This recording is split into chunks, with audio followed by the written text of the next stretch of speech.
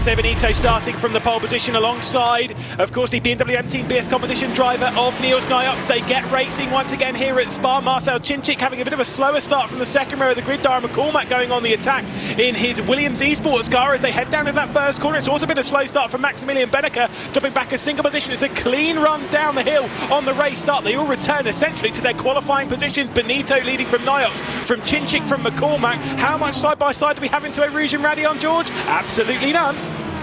No, they know the procedure here as they now head up through towards the Kemmel Straight. They're in behind Dara McCormack. A little look on the side of Marcel Cinčić. There's Kevin Ellis Jr., who's currently sat in 7th, but we've got a tie-up here now with Tommy Usgaard. Thomas Tatler also in the mix as well. Cinčić under threat as they head through now Les Combes. Side by side they remain. Just look at this though. You can see Dara McCormack trying to muscle his way through Malmedy. Side by side as they head through now down the hill. Cinčić now with a nose in front, but Dara McCormack here will slide it through the inside of Rivage. Look at Tormala as well, who's trying to fight his way through past Kaiki Oliveira. An absolutely relentless getaway here in lap 1 of 7, and still they remain side by side, heading through now lane corner.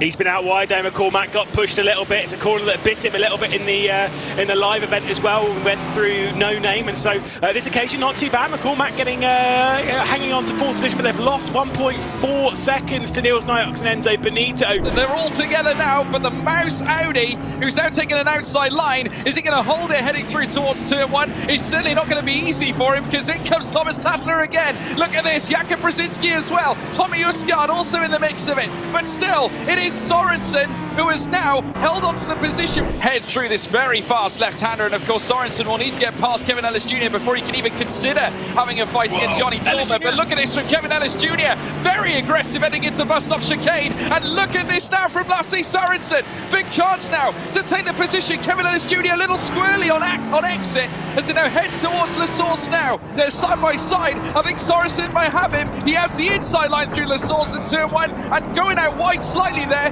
was also Yanni Tormala. I tell you what, nothing is safe in that P6 place. Yeah, a couple of bumps, bangs and weaves there. That was way too aggressive. Ellis Jr. I think he might have missed his braking, so taking a very tight line down into the bus stop and got thrown right into the side of Yanni Tormala. He won't be particularly pleased by it. It does seem as though Kevin Ellis Jr.'s got a lot of work on his hands to try and work his way up inside that top 6. You can see he's not particularly pleased driving there in Corby in the Apex Racing Team facility as he still runs around in 8th position. Lasse Sorensen though trying to get around the outside for 6th position for that final transfer spot, and he's going to do it through Les Combes. That's absolutely sensational from Lasse Sorensen. Could we see 2 Furia cars into the final? But now you can see the pace in that BMW, the 2 BMWs together as they make contact, heading up through now towards Les Combes, coming through now very shortly towards Malmedy, and still with the inside line. Sorensen should be able to marshal the attack here from Tormala, who loses the rear end slightly, and that could put him at risk though as they head down in towards Rivage. You can see there as well Thomas Tatler, Kevin Ellis Jr. Oh my goodness me! Oh, well, I'm not sure what to say about it. You can see there the Williams car also spinning off as well. That's Jakub Brzezinski, everybody. Incredible scenes. The gap between him and Thomas Tatler now sits at 1.1 seconds. This is the replay, and there you can see there wasn't really a gap there, Lewis, was there? Let's be honest. Like I say, that might have been, I think this one as well, because we didn't quite catch this one in the broadcast. I mean, that you just pushed Yanni Tormala straight off the road. We'll have to focus our attention slightly up from this because Enzo Benito's coming out of the final corner to win his first race in ESL R1, being semi-final 1. He'll cross the line ahead of Niels Nyox, ahead of Marcel Cinčić, McCormack, Oliveira, and just about Sorensen. Only a 10th between them. Thomas Tatler getting knocked out here in semi-final 1.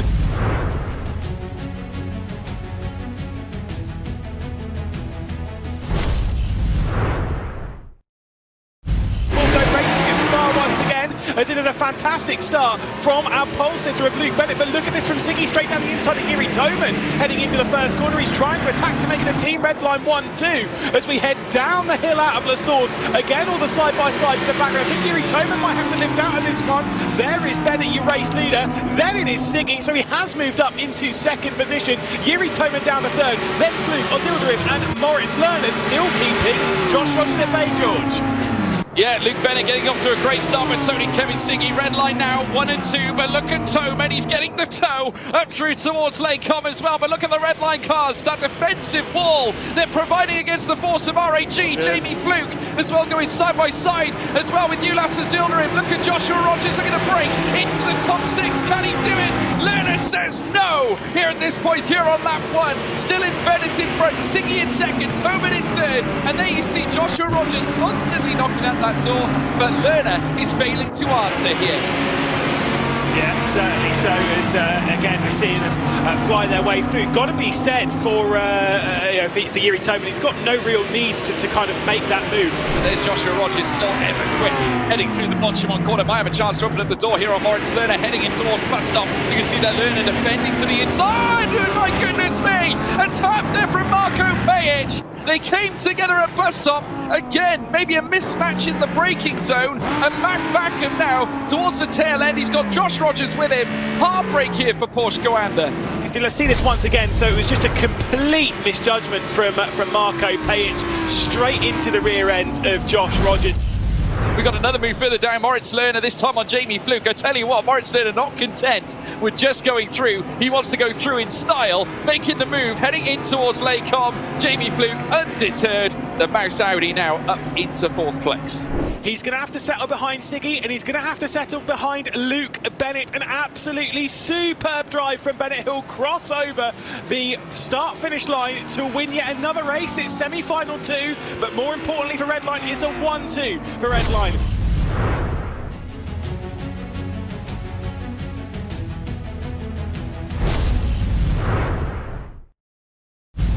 Yeah, indeed, Dara McCormack on pole position. Could we see our 4th different manufacturer winning in the 4th round of ESL R1? McCormack's the one with the control on that. He has a decent launch down towards the first corner. It was also a decent launch from 3rd position of Kevin Siggy, who's got down the inside of the Audi R8 of Yuri Toman. R8G out wide. That is going to be Kevin Siggy making progress for the second consecutive race down into that first corner. Dara McCormack hanging on to the race lead. Plenty of side-by-side. They're all going to be jostling for positions as they head down towards Eau Rouge and Radion. It's single file towards the front. McCormack, Toman, Siggy, Niox, Benito and Oliveira inside that top 6. I don't think there's been any major dramas as we head up towards Lecom for the first time. What's going to happen here? Kevin Siggy into the slipstream. He's going to try and go for a move on Dara McCormack, the race leader, as they head down towards Lecom. You can make this stick around the outside if you are brave, and trust me, Siggy's the braver than most as he sends it through the outside of Lecom. Dara McCormack, though, calm as you like as we head through Malmedy, is going to hang on to the race lead. Blissful start there from Dara McCormack, exactly what he needed, a little shake of the wheel to try and maintain the grip as they now enter Rivage, but you can see now Kevin Siggy, ever relentless is the Slovenian as he now works his way through this next sector, now deep dive in towards Jackie X corner. McCormack holding his own, Benito now in 4th, chasing Yuri Toman, who lost that front row spot at the helm of Kevin Siggy, who got the launch of his life, heading out of La Source, heading through towards Eau Rouge and Radion, but no one can usurp Dara McCormack. Could this be a huge result here for Williams? But we've still got plenty of laps to go. Side by side between Bennett and Lerner in the background. Bennett down the inside coming through Fania. He's got the outside for the second part though, so he's going to have to wrestle this one through. Bennett's trying to make it stick. He's trying to get himself involved. This is not where the round 3 winner was expecting himself to be in this. It's not where Mouse expected themselves to be, battling it over the final position in the final. You're absolutely right though. An absolutely sterling start to the race for Dara McCormack. Yeah, rounding now the Blanchimont corner side by side. They remain. Jamie Fluke there with the inside line heading in towards bus stop. But can Sorensen continue his rampant rise? He's got Marcel Chinchik on his inside as well, who looks to take him. Super move from Marcel Chinchik. Opportunistic to say the least. And they remain side by side, heading down towards La Source now. Jamie Fluke still in 7th. Chinchik giving chase as they make their way into turn 1. Can Chinchik secure it off Sorensen? They rip the paint off each other's cars as they exit out of turn 1 here on lap 2. Still side by side now, but Chinchik with enough of a rise, heading out of turn 1, the overspeed prevailing as they head up through Eau Rouge and Radion. It's Chinchik up into 8th place. Yeah, a couple of separations happening here. Oliveira and Nyox dropping off of the top 4 at the moment. Nyox trying to make his way back through on Oliveira, feeling like he's got the pace in his BMW M Team BS competition. Oliveira with the inside lining into Lake Com, but it's the straight line speed advantage from Nyox, the German, making his way through and up into 6th position. Look at that though, that's Ozilderim who's gone straight on at Lake Com. And that's going to be a massive send, and he is going to be dropping right the way down the order. Contact there and a little adjustment there from Kevin Siggy, as Yuri Toman might have caught him by surprise as they make their way down through. Now, is that a team tactic to bring Benito into the fight? Look at this now, Yuri Toman inside line in towards turn 1. It's now kicking off here in Spa-Francorchamps as now the RAG Audi LMS R8 powers through into 2nd place. Yuri Toman now at the, well, certainly at the height of his might here in P2, but look at Kevin Siggy coming back fighting as they go over the crest here at Eau Rouge and Radion. That was nearly an almighty crash between Yuri Toman and Kevin Siggy. Of course, a couple of bumps there at the final complex. I'm sure that'll be looked in by race control. They won't feel particularly pleased. Watch Siggy go for a send here. He's going to be absolutely fuming. And I know an angry Kevin Siggy, when I see one, he will not leave anything left on this table. Team Redline at the moment trying to work their way at least one car up the order. Siggy, Benito at the moment staring at the back of Yuri Toman. Niels Nyox rejoins the fight, and you can see Siggy's furious, waving his hand in the air. He is angry at the Czech driver that's made his way through, angry at the fact that, of course, there's not long left to go in this race. Confirmation of a penalty towards the 95 of Ulas Ozilderim. Of course, the Team Faceland car being forced to give up a single position by creating an overtake. 4 different teams, 4 different marks, 4 different drivers as ESL R1 Round 4 comes to a close, and it's Dara McCormack taking victory on the return to Spa. The Irishman did it in qualifying with a record-breaking lap, and he's committed throughout the race. 7 of the best as he takes top honours here in ESL R1.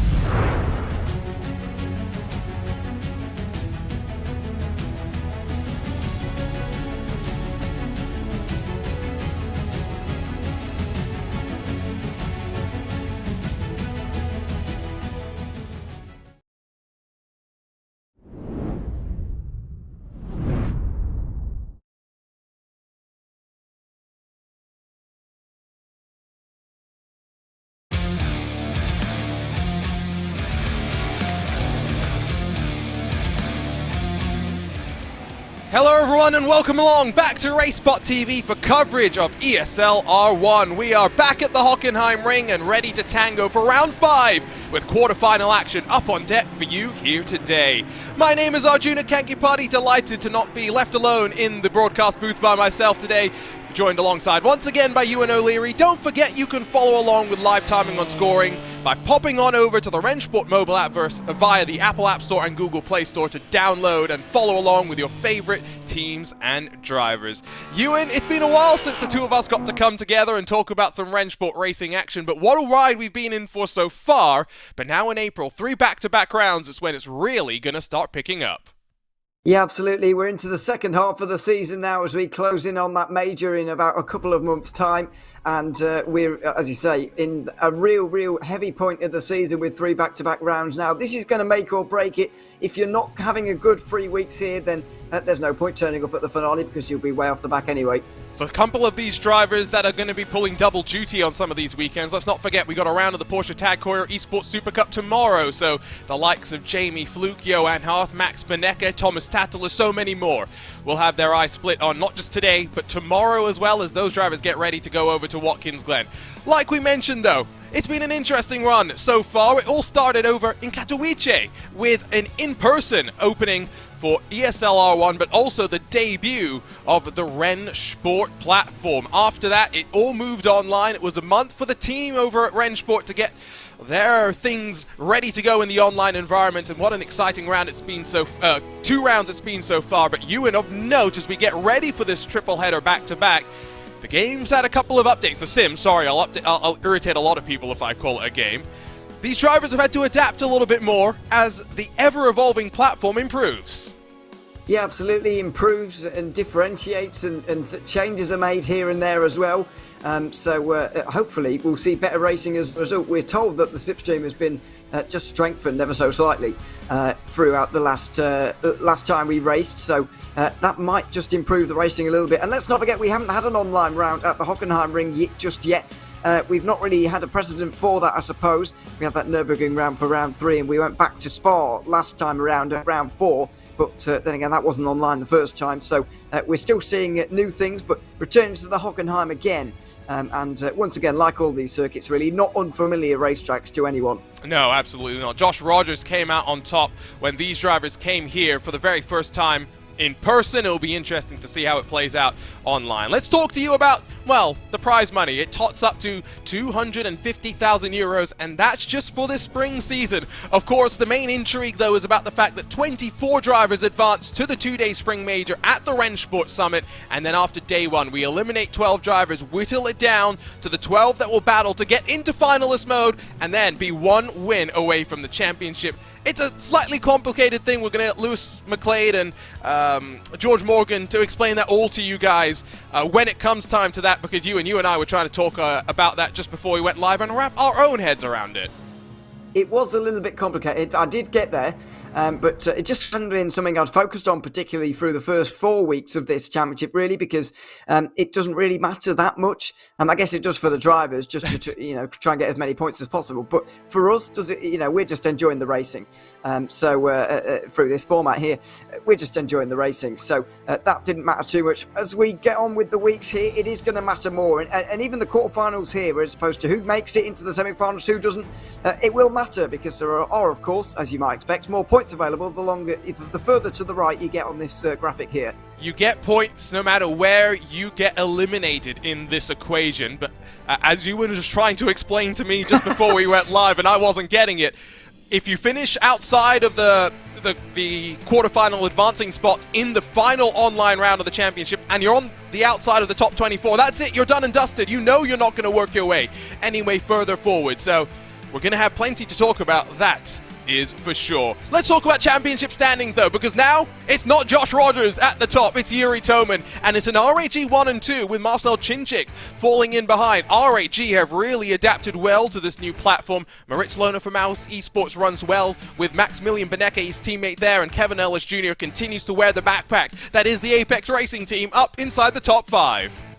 Yeah, absolutely. As you mentioned, RAG and particularly Redline as well have taken to this championship very well indeed. But as I've said time and time again, Mouse have impressed me the most, stepping into a new form of esports for them, and still up there in third in the team standings. As you mentioned, Moritz Lerner is up there for them. So is Max Benecke as well, inside the top 6. And it is very close at the top there. That is going to matter. The top 24 go through to the major, but the points don't get reset at the major. You continue on from there.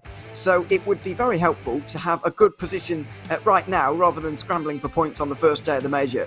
Absolutely, and Enzo Benito, Niels Naujoks, Bennett, McCormack, Siggy, lots of these drivers still looking relatively healthy in terms of the Drivers' Championship. Let's not forget we got a Team Championship as well, where RAG Esports have, well, like I said, adapted to the platform so well. Team Redline have looked pretty good as well. Mouse slipping backwards slightly as a result of that last round in the championship. They're still waiting for Patrick Holtzman and Yuri Kastorp to really be firing on all cylinders, while the Apex Racing team are being chased down by Mercedes AMG Williams.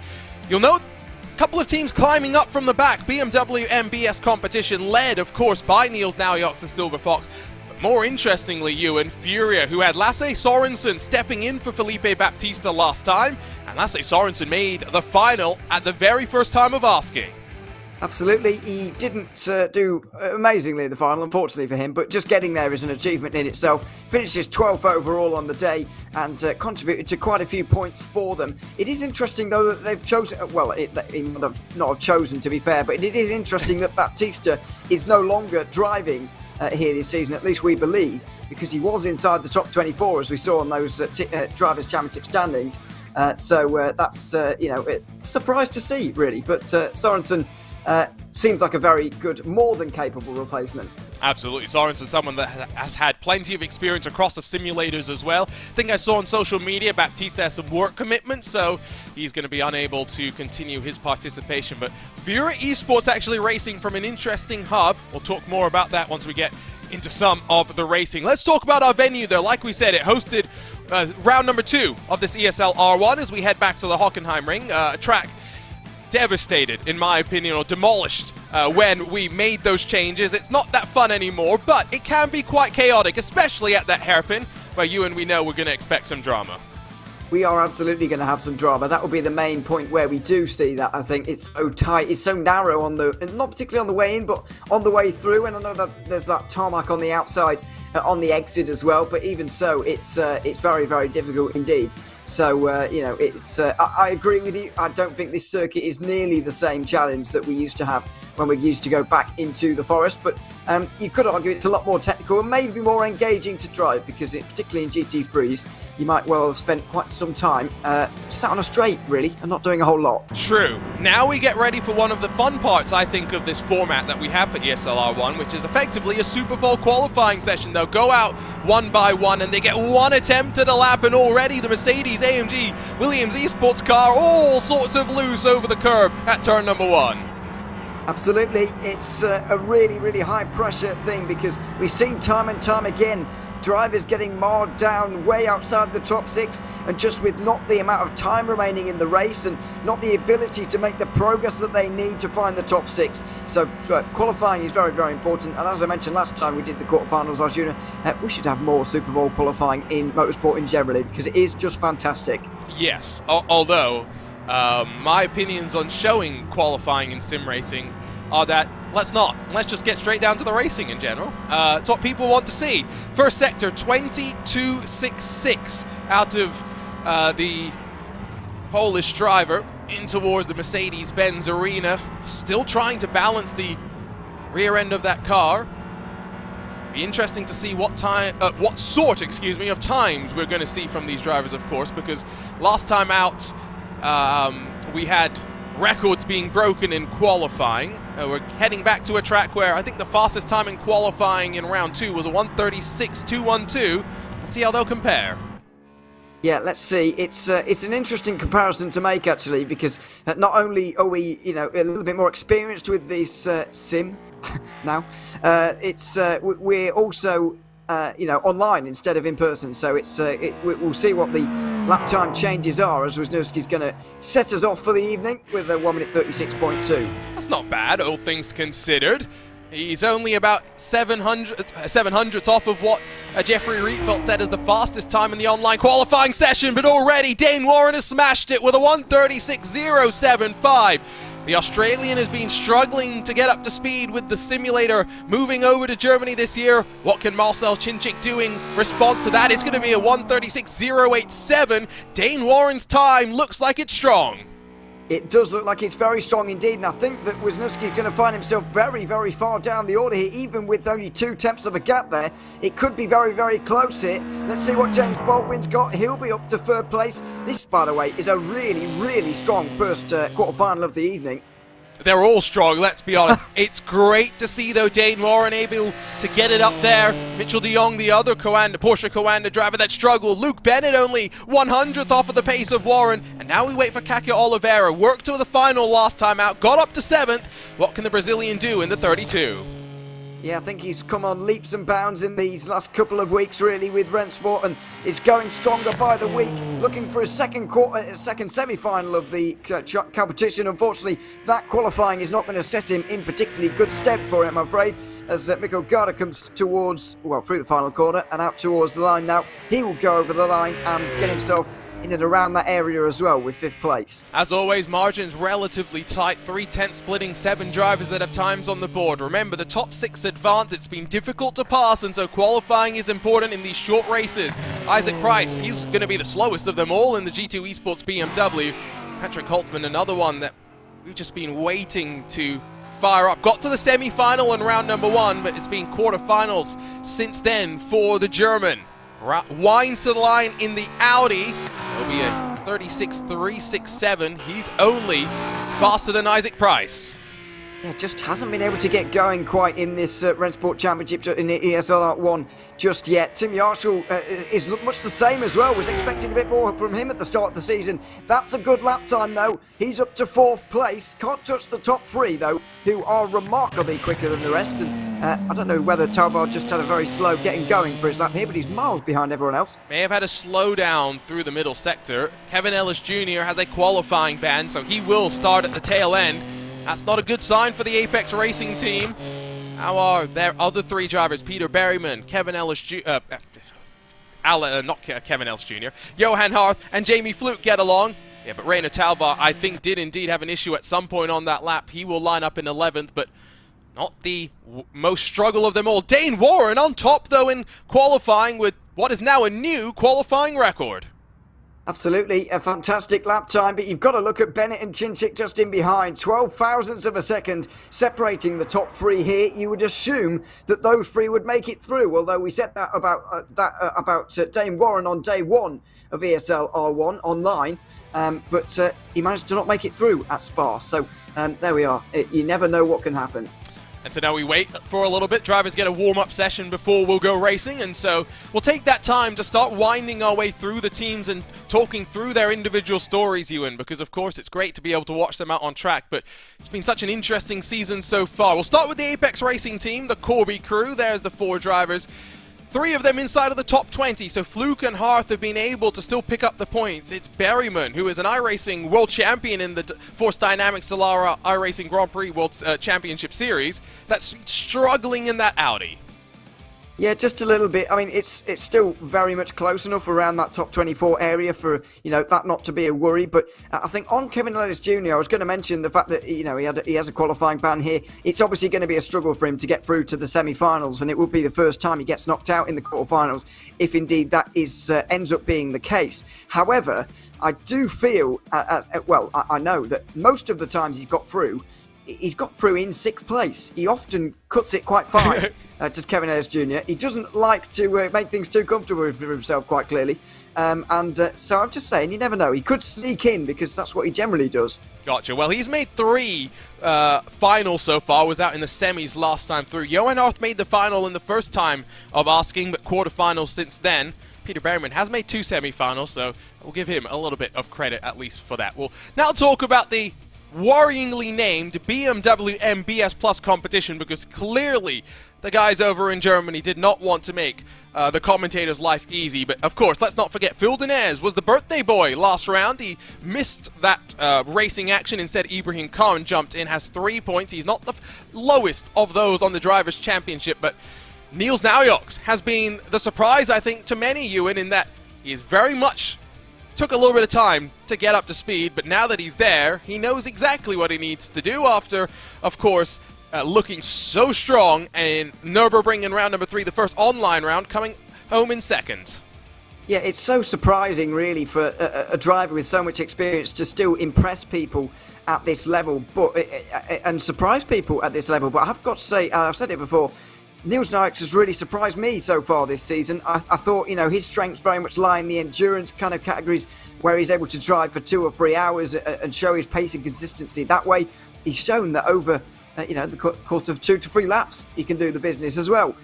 In these sprint race kind of formats, he's done really, really well as this season has gone on further.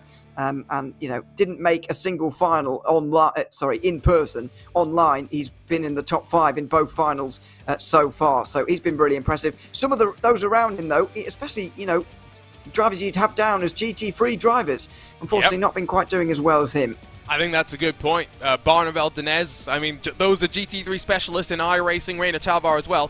Phil Denez going to get a drive in the real world in a GT3 car in the Italian GT Sprint Championship in 2023. Congratulations to Phil. Although it's not in a BMW, it's in another manufacturer that we don't have here on RaceSport, at least just yet. He's going to be in that, I think, maybe the best-sounding GT3 car of them all, the Lamborghini Huracan. So congratulations, Phil. Absolutely, congratulations to him, but it's a bit of a clash, isn't it, to see him in a Lamborghini. If he turned up in iRacing, for example, in a Lamborghini, we'd be going, what is going on here? And we'd be losing our minds as commentators. Okay, to be fair, I guess it makes sense. Italy, Lamborghini. Italy. Yeah. I get the point. Yeah. And in terms of regional championships, by the way, for any car, to be fair, take your pick of the tracks around Italy. True. He'll be having a great time. Well, the drivers are getting stacked up and ready to rumble for this race with qualifying in the books. We'll continue our rundown through those drivers in a few moments' time, but ready to go for quarterfinal number 1 already. The lights illuminate, the drivers focus their way towards turn number 1 and let their GT3 machines launch. It's side by side at the front with Luke Bennett getting a great start, and Dane Warren won't challenge him too much, will run off the track as the red line BMW fires it up into turn number 1 in the lead. Behind, Chinchik now tries to get to the inside of the Australian, but as they funnel out of turn number 2, it's all about the run that leads them up into the hairpin single file for the top 5. Yeah, and it will just calm down in that top 3 by the looks of things. Chinchik very much had the opportunity to get involved there, but decided to stay behind. Now will he get restless and go for it down in towards the hairpin? He very much could. Dane Warren goes on the defensive. James Baldwin knows his role here, and he'll stay into 4th place. They should all be fine. Oh, that's a huge dive from Holtzman, and there's a spin there from Mikkel Goddard. Somehow they managed to filter their way through. How did Holtzman get it slowed down in time? Did he get it slowed down in time?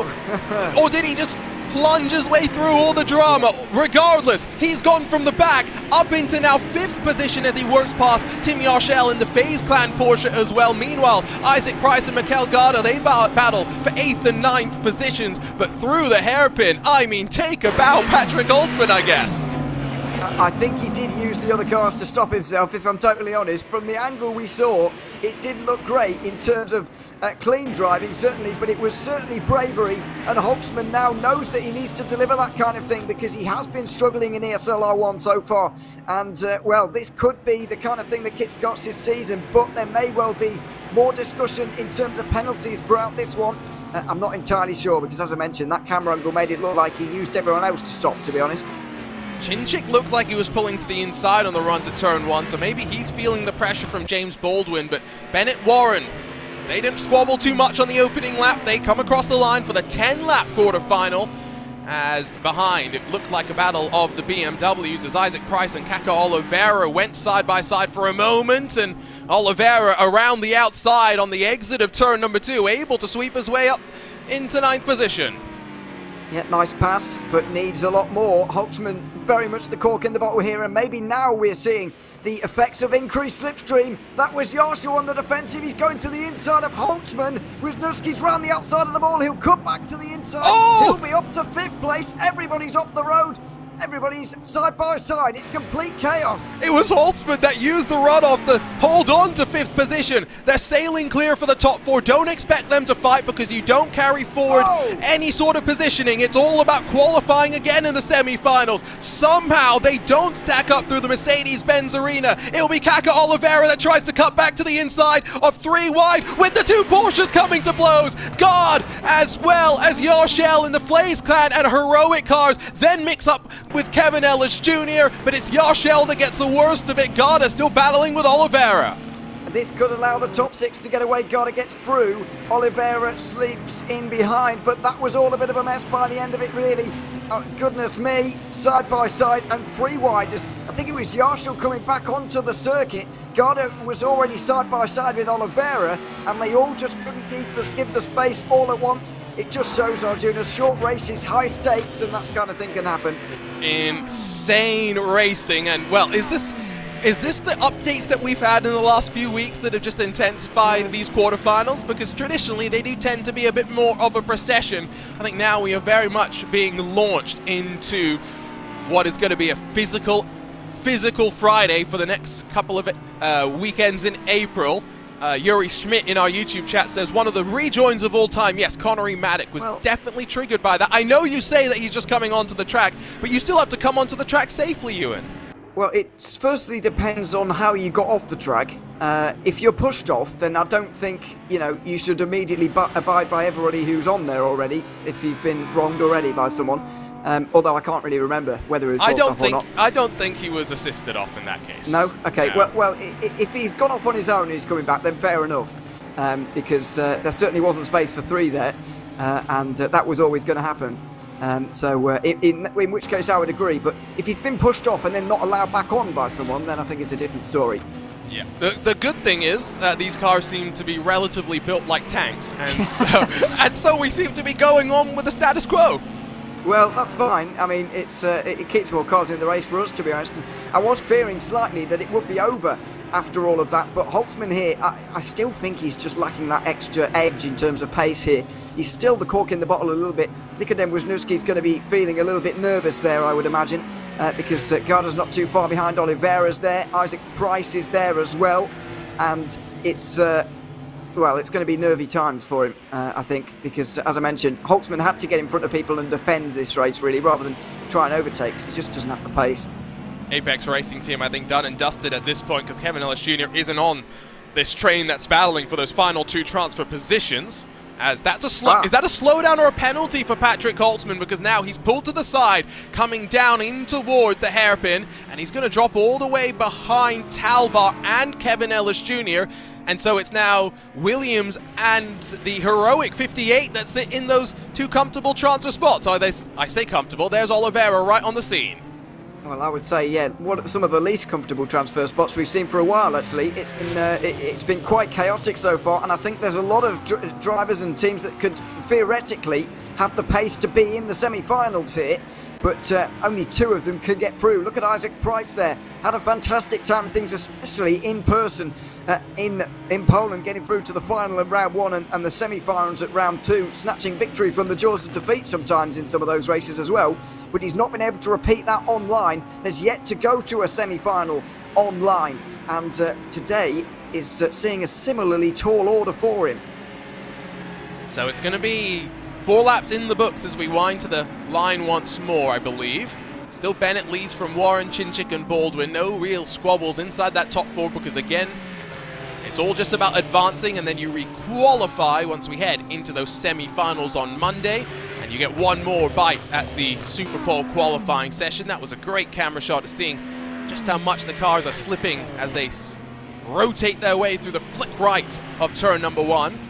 And Talvar's not in a terrible spot, and he's definitely a driver that will be incentivized to work his way on forward. He's been out in the quarterfinals in every previous round so far.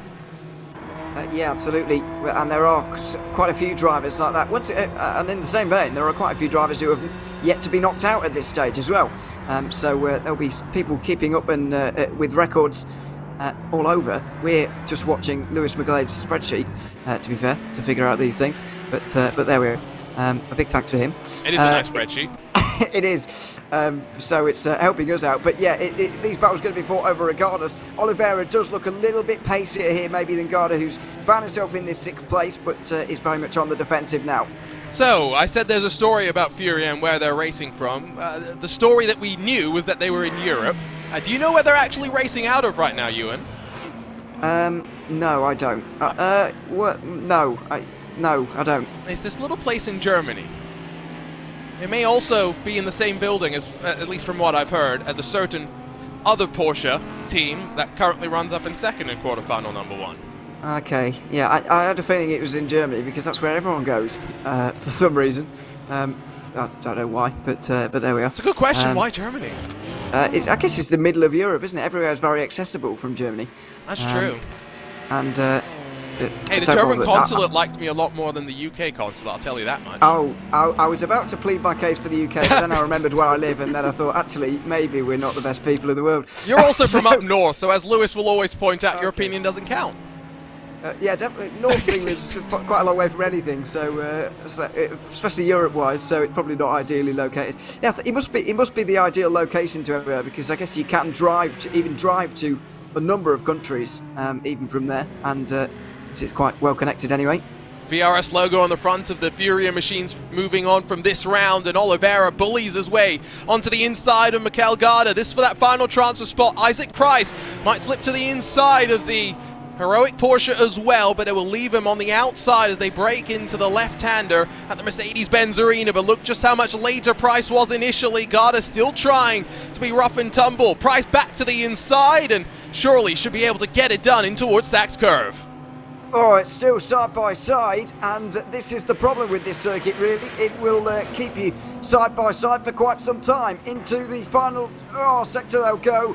Isaac Price gets through. Rainer Talvar knows it's now or never, and so does Garda.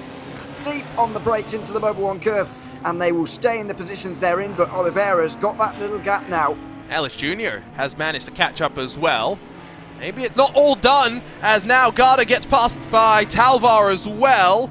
Seems to be a bit of a parachute at the time being. Ellis Jr. will feint to the inside as they come across the line with 4 laps left to run. Ellis Jr. gets all sorts of loose though on the entry curb into turn 1, has to bring the Audi back into control. Yeah, I think this could well be done pretty soon. Here, if they don't get their skates on just a little bit and catch Oliveira, Isaac Price is not that far away. And in terms of guys like Kevin Ellis Jr. now, it's looking very, very unlikely that they're going to be able to make their way up into those quarterfinal spots, of course. And at what point do they go for those extra points here outside of the top 6? Because let's not forget there are differences between 7th and 12th in this race. On to the brakes they go once more. No one really forcing the issue here, as Ellis Jr. gets really close to the back bumper and then has to bail out of that one.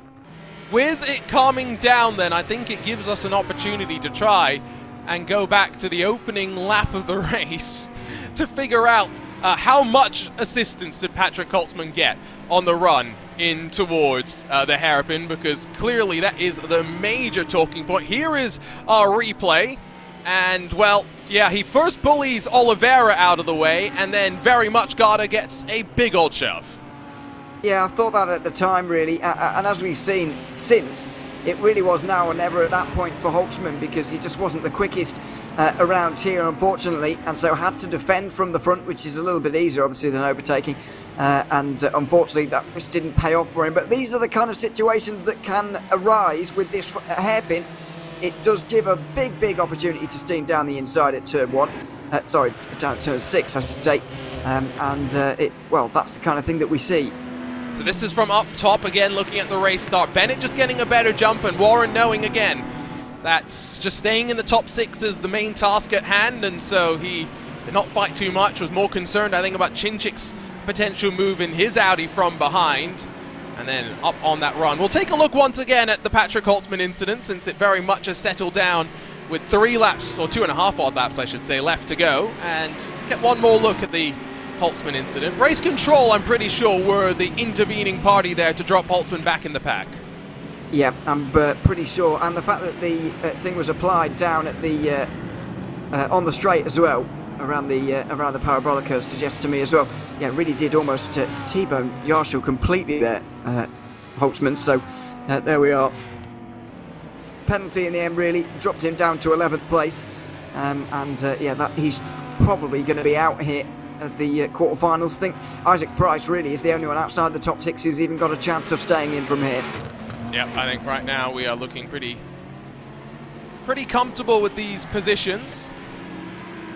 Really impressive, the fight back that we've seen from Furia in these online rounds of the championship, and it's going to be interesting to see how it all continues to stack up for them moving on forward.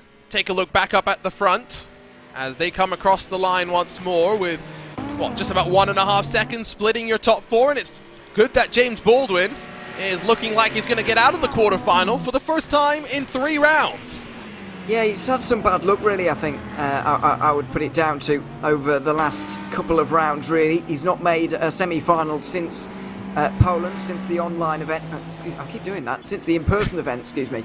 And it would be great to see him up there, because I don't think that in those previous rounds, I don't think all of the fault can lie with James Baldwin in those particular instances. I think other things didn't go his way. He had a bit of bad luck, but this will set him right back on the right track, because he was getting dragged into that fight to make it inside the top 24. Rainer Talvar a bit wide. Kevin Ellis Jr. doesn't need a second invitation. And remember, these are not just drivers squabbling for positions. If they don't work on forward out of this quarterfinal, there are points on the line for them as well. And Ellis Jr. will give the shove to the BMW M Team BS competition car, and Rainer Talvar returns fire unceremoniously. Ellis Jr. still up the inside though, and once again it's going to be in towards that Sachs curve where he'll get it done. Well, as you said, this is all they can fight for at this stage, really. 8th place is the best they're going to get without issues up ahead, so they might as well fight tooth and nail for it. And Kevin Ellis Jr. makes it through into the 8th place and gets himself 4 points rather than 3 as Rainer Talvar drops back. Another disappointing day for Rainer Talvar, though, who we were speaking about just before. I was expecting more from such a GT3 specialist this season. He really has struggled. I think there are a decent number of drivers still struggling with getting up to speed. A lot of them still driving on other platforms as well, let's not forget. Again, for I think the entirety of this field, there's no split focus for them this weekend. But once we get into some of the other quarterfinals, that will definitely be a talking point. Now, final lap of the race. It comes down to Oliveira versus Price. It's BMW versus BMW, but out of turn 3, the G2 Esports car just looks like it's a little bit too far behind to try and battle with Furia into the hairpin.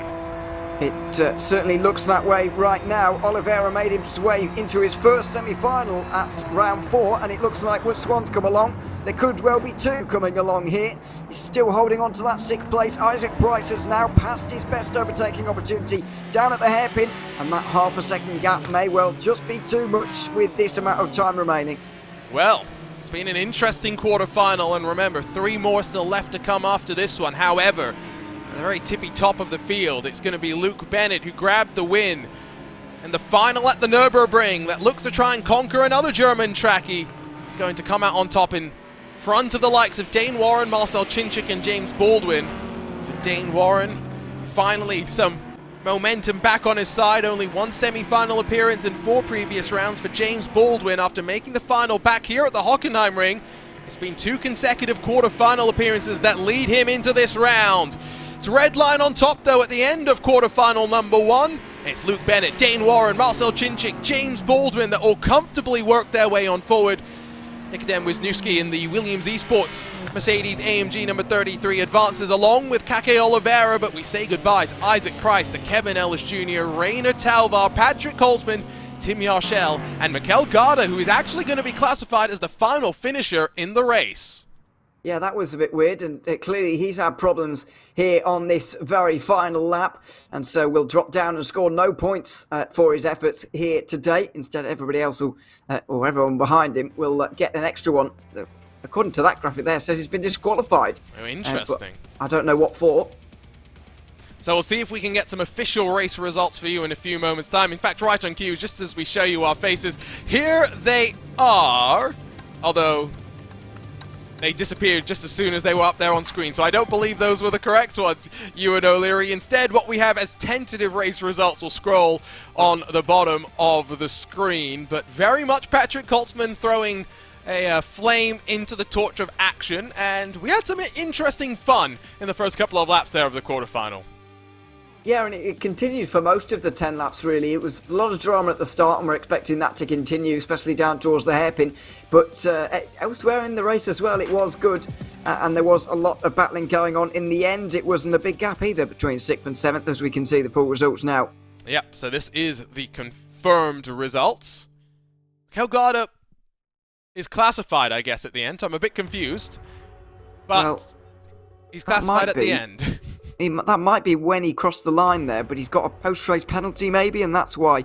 Because you can see he's 10.5 down there, and he was 10th, but he's clearly not there now. Well, what you know what we can do here is we can send a message to our team at RaceSpotTV who are working on site at the ESL headquarters to try and get us some confirmation of what went on there. They let me know about the Ellis Junior qualifying ban as well, so we'll see if Hugo and whoever is working with him today, because I don't think it's Dane, but is it Cam Roger that has flown to Denmark today?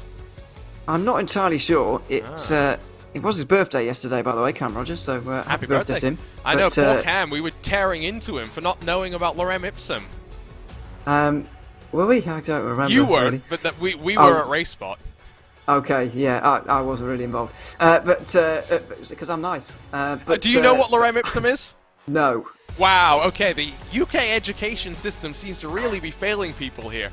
Did Lewis know? Because... No, this again was not, this was not our group conversation. This was a RaceSpot conversation, we were flaming him. If you know what Lorem Ipsum is, join us in the YouTube chat below, because apparently our Twitter machine is broken because Elon Musk doesn't want to play nice with the rest of the world. So YouTube chat's where you can stay involved with us over the course of the day. We'll go back to the quarterfinal though, Ewan, because I know you wanted to make a point. I can't remember what it really was now, to be honest, because I got distracted by you're talking about whatever it was. Lorem ipsum. Wow. That, and I was trying to think about it, and I've just never heard those two words put together in my life. But no, I've forgotten what I was trying to say, really. Okay, we'll talk about Lorem Ipsum then, because I'm shocked that more people don't know what this is. Have you ever seen, like, when people are designing graphic templates or presentations, they need text to fill in just to, like, space things out?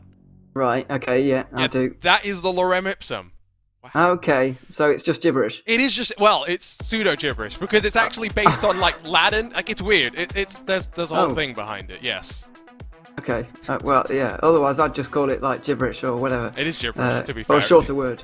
But there we are. No, I don't. I'm not technologically advanced, as you can see. Well, I knew it just because, you know, when you do, like, presentations at school and stuff, it would always just, like, populate in PowerPoint. No, I've not, no. So apparently in the UK you don't do many presentations. That's what I'm learning. I didn't do many. Well, I suppose my education days aren't over, but I've not done many, Fair to enough. be fair. Well, I tell you what, we've been talking a lot about the format and whatnot. Let's give you a bit of an easier rundown. Let's hear from ESL R1 directly.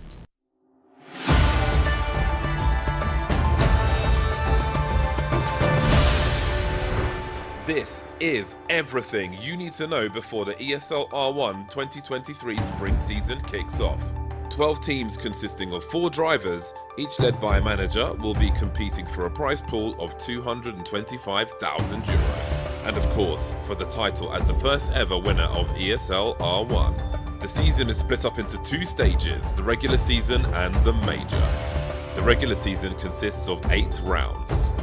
Each round consists of 4 quarterfinals, 2 semi-finals, and a final.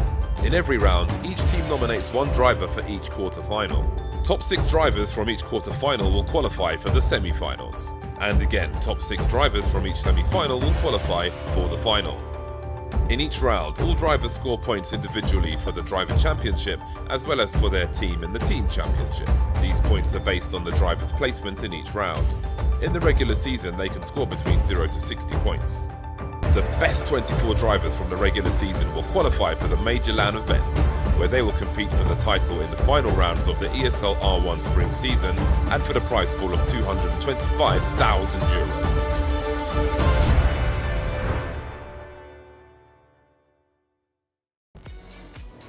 So that was a quick rundown of what ESL R1 is all about.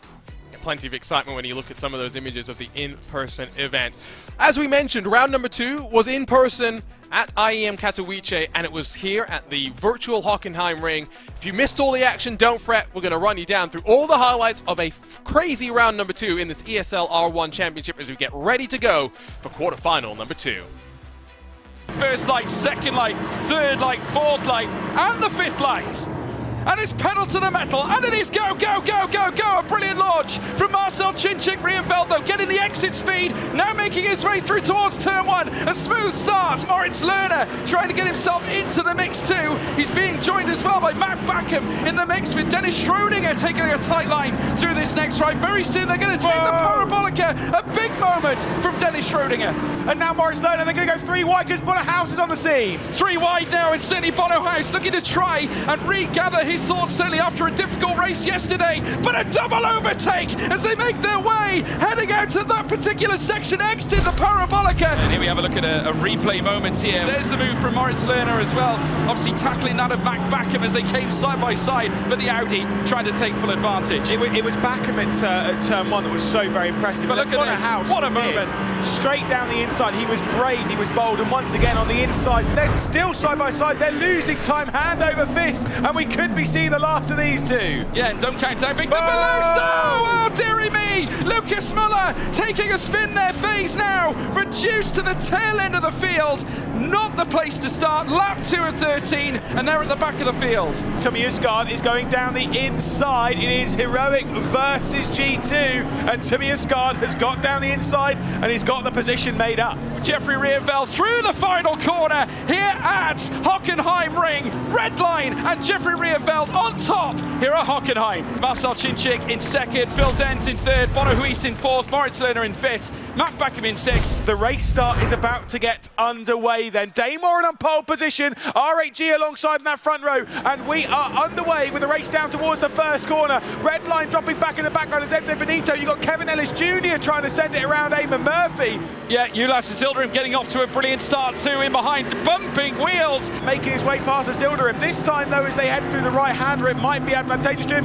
Zilderim is out of here. That ain't within the rules. Here comes the mouse car of Yuri Kasdorp now. Outside line, a tap on the front, and a show of frustration there from Kasdorp. Keiki Oliveira now, he's so strong, certainly here for Furia, and now looking to try and plant their BMW. Here comes Thomas Tatler as well. He's going to come in to join the fight. Is he going to stick it down the inside? Kasdorp still holds the inside line, remains ahead there. Breathtaking stuff again. Kasdorp's got a line of defence, but look at the switch back from Oliveira. Oh, he sold him a dummy, and he's done it. What a move from Oliveira. Move of the day so far. Absolutely sensational from Furia. Reina Talvar also getting into the fight. These two now bumping uglies through this next section, now into the next left as well. They've rubbed the paint off the cars. They still remain, well, both together. A little slide there from Reina Talvar, but Tatler holds on to 11th. Down the inside now once again, Talvar. They've rubbed paint still. They've bumped wheels. Loss of traction. Tatler very nearly loses it. A little smirk.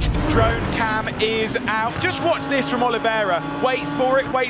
Bang! Oh, brilliant. Straight back down the inside. That is textbook, and I absolutely adore that. Dane Warren, of course, will no doubt take victory here as he rounds the final corner. Yeah, it's been a super performance. We had to say goodbye to him in the quarterfinals yesterday, but now he's throwing his favourite cap on because he is coming out of the final corner to win the first quarterfinal for him. He moves on into the semi-finals, quarterfinal 2 for the Porsche Commander Esports team, ahead of Yovsky, Baldwin, Benito, Murphy, and Ellis Jr. And it is pedal to the metal, and it is go. Tim Jarschel taking the lead now. There you can see Berryman as well in behind. Felipe Bautista taking the long way round through turn 1. Bautista looking to take second place in the initiative. Furia certainly bringing the fury in this third quarter final. Here comes Berryman now. He's had to forfeit the position. Look at Bautista. Sensational driving. Second place, and now challenging Tim Jarschel. Holtzman having issues as well. He's got Mitchell de Jong in there. That is a super start from the Furia team. Still side by side between Jarschel. Jarschel back in now. Inside move. Brilliant. Absolutely brilliant at turn 8. Further back. Berryman as well. Here comes Nils Nyox trying to get himself into the fight. Oh my goodness me. Now mass collision. Huge collision. There's a massive one. Holtzman's been up in the air. Red line as well. Bennett might be out of this. Nyox as well. They continue to make contact. Holtzman down the order. It's massive drama. This was the moment Nils Nyox brought himself into the mix as well, as we now take a look at drone cam. In came as well the Porsche into the fight, and then of course that ended everything. Patrick Holtzman very nearly got away with it, but unfortunately lost the car. Yeah. Of course, the Silver Arrow is now looking to point its way through. Alongside him, Oliver Bixroot. Welcome now. We've got also the G2 car of Isaac Price sneaking through. Oh my goodness me, the Williams is round. We'll take a look again at the replay.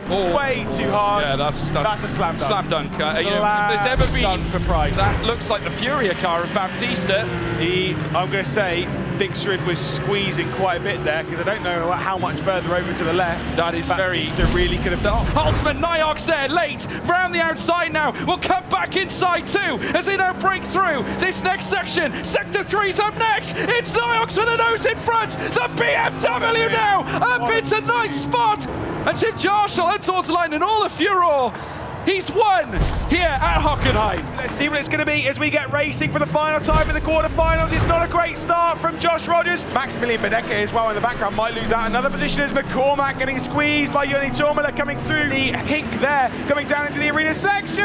But that's Mikko Gala who's gone down the inside, made contact with Page.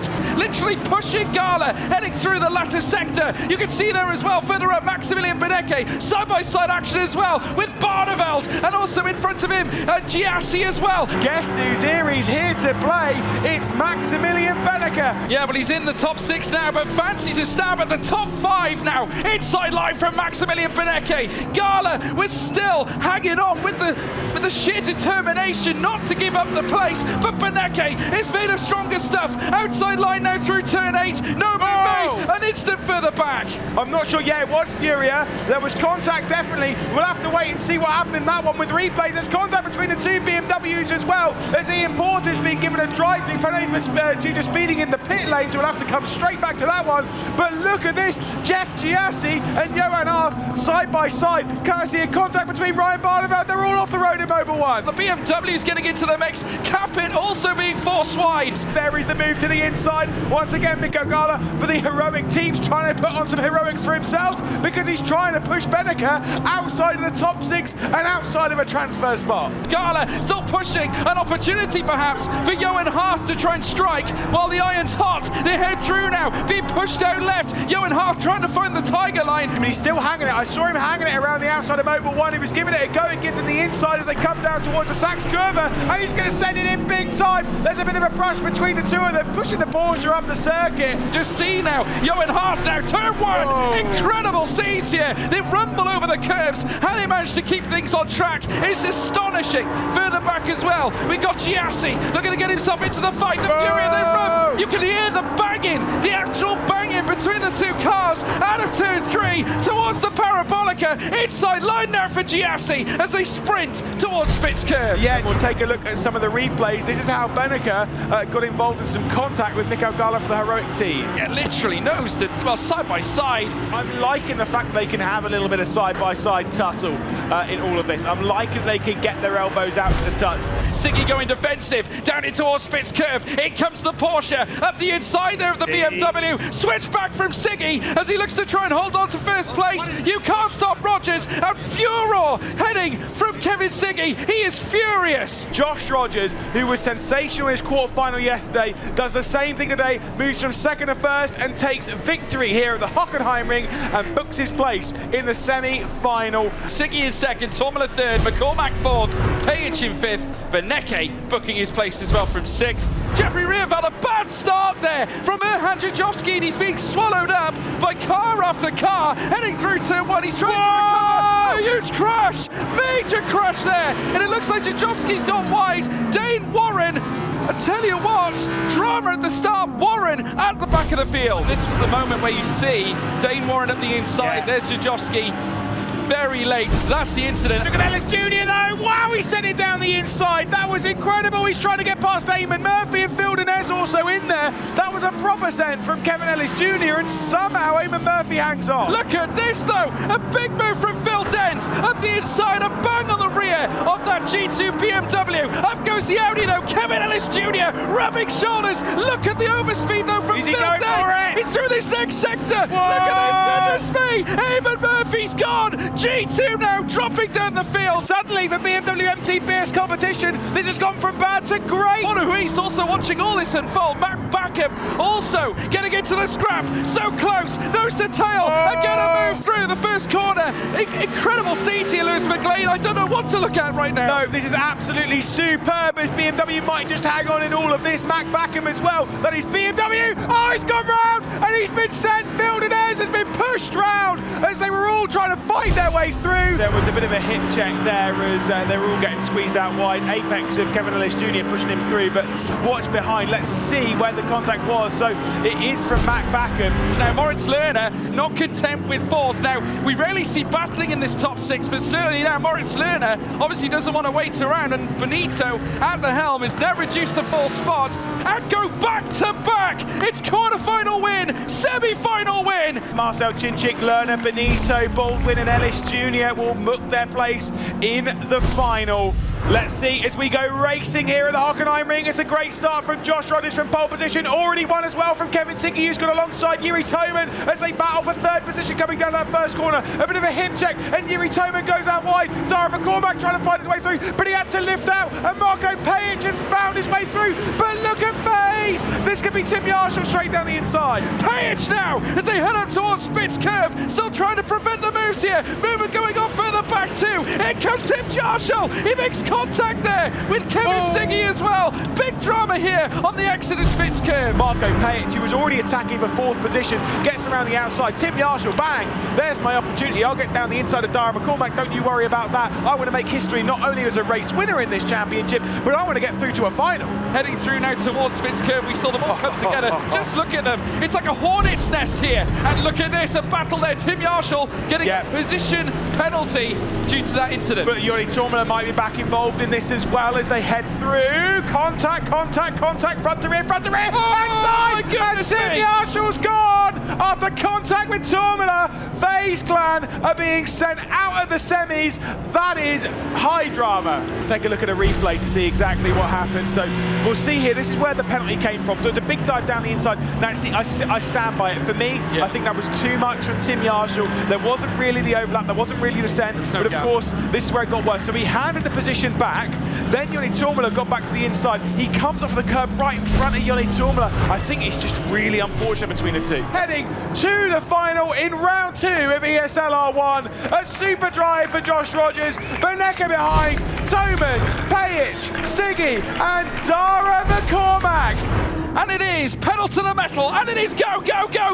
Great jump indeed for Joshua Rogers there in the lead there for the back. Moritz Lerner through turn 1. The gap already extending, and look at Marcel Chinchik already getting a lovely run in third place. Tucking ahead of him though, it's Moritz Lerner defending the position. Movement further back, but a very clean start. Beneke trying to get himself out of a box here. He's got an RAG car to his left, a Mercedes to his right. Sensational as he makes his way through Spitz Curve. They're still 3 wide as they head on the outset. 2 Mercedes are going to bully their way through. You can hear the response from Beneke. He's less than happy. Look at this. Kevin Ellis Jr. and Kevin Siggy through turn 1. 2 very dynamic races. Look at that from Jeffrey Riedfeld.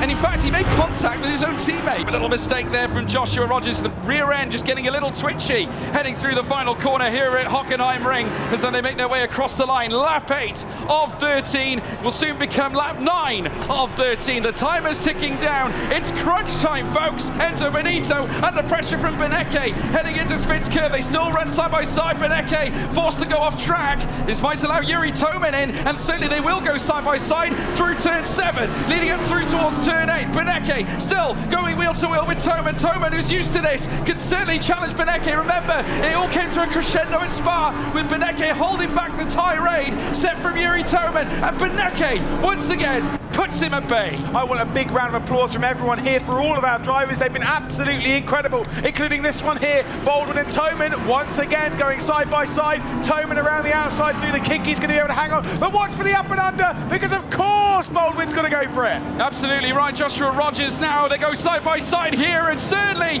it will be Yuri Toman running alongside James Baldwin. It's a real tie-up here through the final sector. We don't know what's going to happen here now. It's all up to chance. Toman though successfully defending the place in P8 as now they work their way through the stadium section. Sensational now, but Joshua Rogers making his way through the final corner. He's been prosaic, dynamic, brilliant. He's going to win the final here at Hockenheim. Yeah, absolutely superb. You can hear the noise. Josh Rogers has done it. He has absolutely succeeded. Beneke yesterday, Rogers today, history made.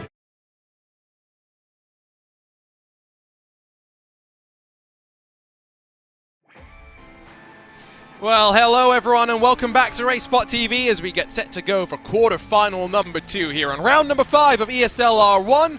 It's quarter-final day here on April the 7th. My name is Arjuna Kankipati, joined alongside here on RaceSpotTV by Ewan O'Leary, and don't forget you can follow along with live timing and scoring by heading to the RenSport mobile app via the Apple App Store and Google Play Store.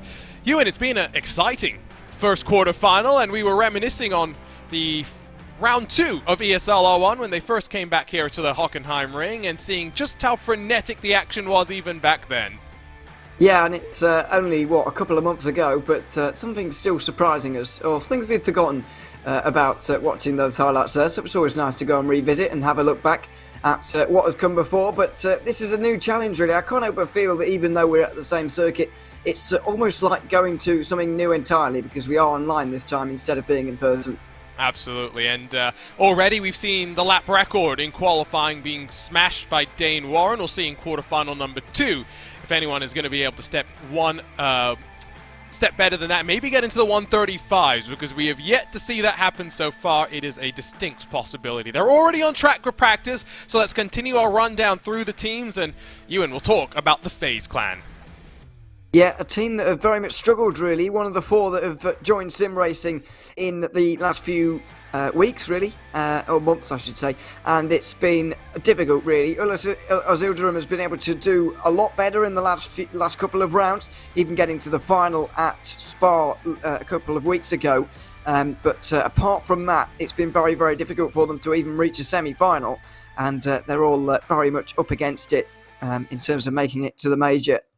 Again, Ian Porter sits on 0 points for the time being, but it's been great to see a multi-time Call of Duty World Champion be so focused and committed to his sim racing, and so Crim6 will get up to go once again in the FaZe clan entry in, of course, the FaZe clan Porsche, and Porsche invited a handful of the FaZe clan members out to their Porsche Experience Center Atlanta with a Porsche adorned in the FaZe clan colors as well. Here's a look at Furia, though, one of the other teams that have had 5 different drivers over the course of the season, with now Felipe Baptista being done for the season, unfortunately, with work commitments. It's Lasse Sorensen that steps in and really made a splash on debut, making it through to the finals, but Kake Oliveira advances from a quarterfinal once again. Jeff Giassi, Victor Veloso, also 2 very strong drivers.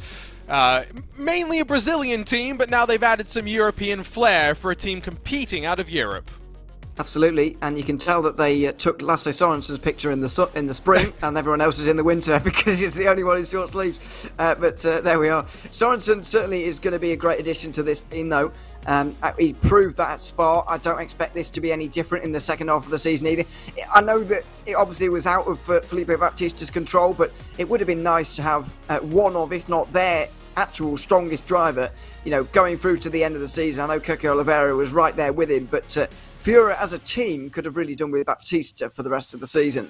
Jeff Giassi has made 2 semi-finals this season. Victor Veloso has got just the 1 to his name, but it was Oliveira, Baptista. Both have had 1 final appearance apiece, and Lasse Sorensen did finish 12th in that semi-final, like you alluded to earlier, Ewan. It was not the most exciting of finals for the Dane, but nevertheless, I'm sure we'll continue to see him go from strength to strength. That's another quick look through some of the teams. Let's not forget that we got plenty more to talk about over the course of today's coverage, but we'll take a look out on track and take a look through the drivers that will be racing here for quarterfinal number 2, Ewan, because again, remember, Rennsport mobile app where viewers can follow along with everybody as they get ready to go. We can see Moritz Lerner. We got Josh Rogers out trying to back up the performance from Dane Warren. I think we're in for another exciting quarterfinal. We certainly are, because as you said in the practice for the last one, they all are, generally, which is certainly true. But what's interesting is that there's a couple of names on here who have failed to, well, no, that's not the right, don't want to use double negative. They've made it to every semi-final so far. There's 7 drivers on that list. One of them is, as I mentioned earlier, Marcel Cinchik, who's already kept that going. Moritz Lerner is another, along with Josh Rogers. They're currently 1 and 2 in this practice session, and they've made it through to all of the semi-finals so far, and we'll see if they can continue that on. And Kevin S. Jr., of course, has also been there, but that record has now come to an end after that last race.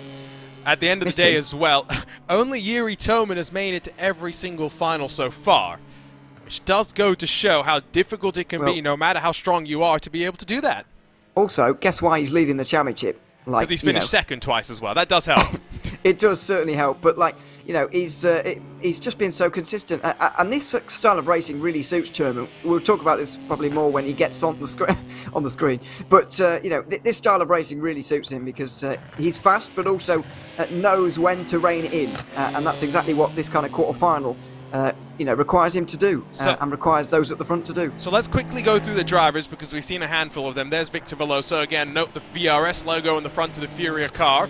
You're going to also have, let's work from the back in terms of practice times, Victor Veloso, Lucas Muller, Thomas Tatler, Ryan Barneveld, Robbie Stapleford, Dennis Schoniger, Bono House, Peter Berryman, Jeffrey Rietveld, Erhan Yayovsky, Josh Rogers, and Moritz Lohner, fastest of them all, with a practice time here, Ewan, of a 1:35.949. Yeah, we don't have records of practice time, so we might have seen that before, although we certainly haven't seen it in a qualifying session. Practice doesn't matter. No, it doesn't. But I'm just wondering, do lap records count in practice though? When best lap times are set in a practice session, does it count for a track record? No.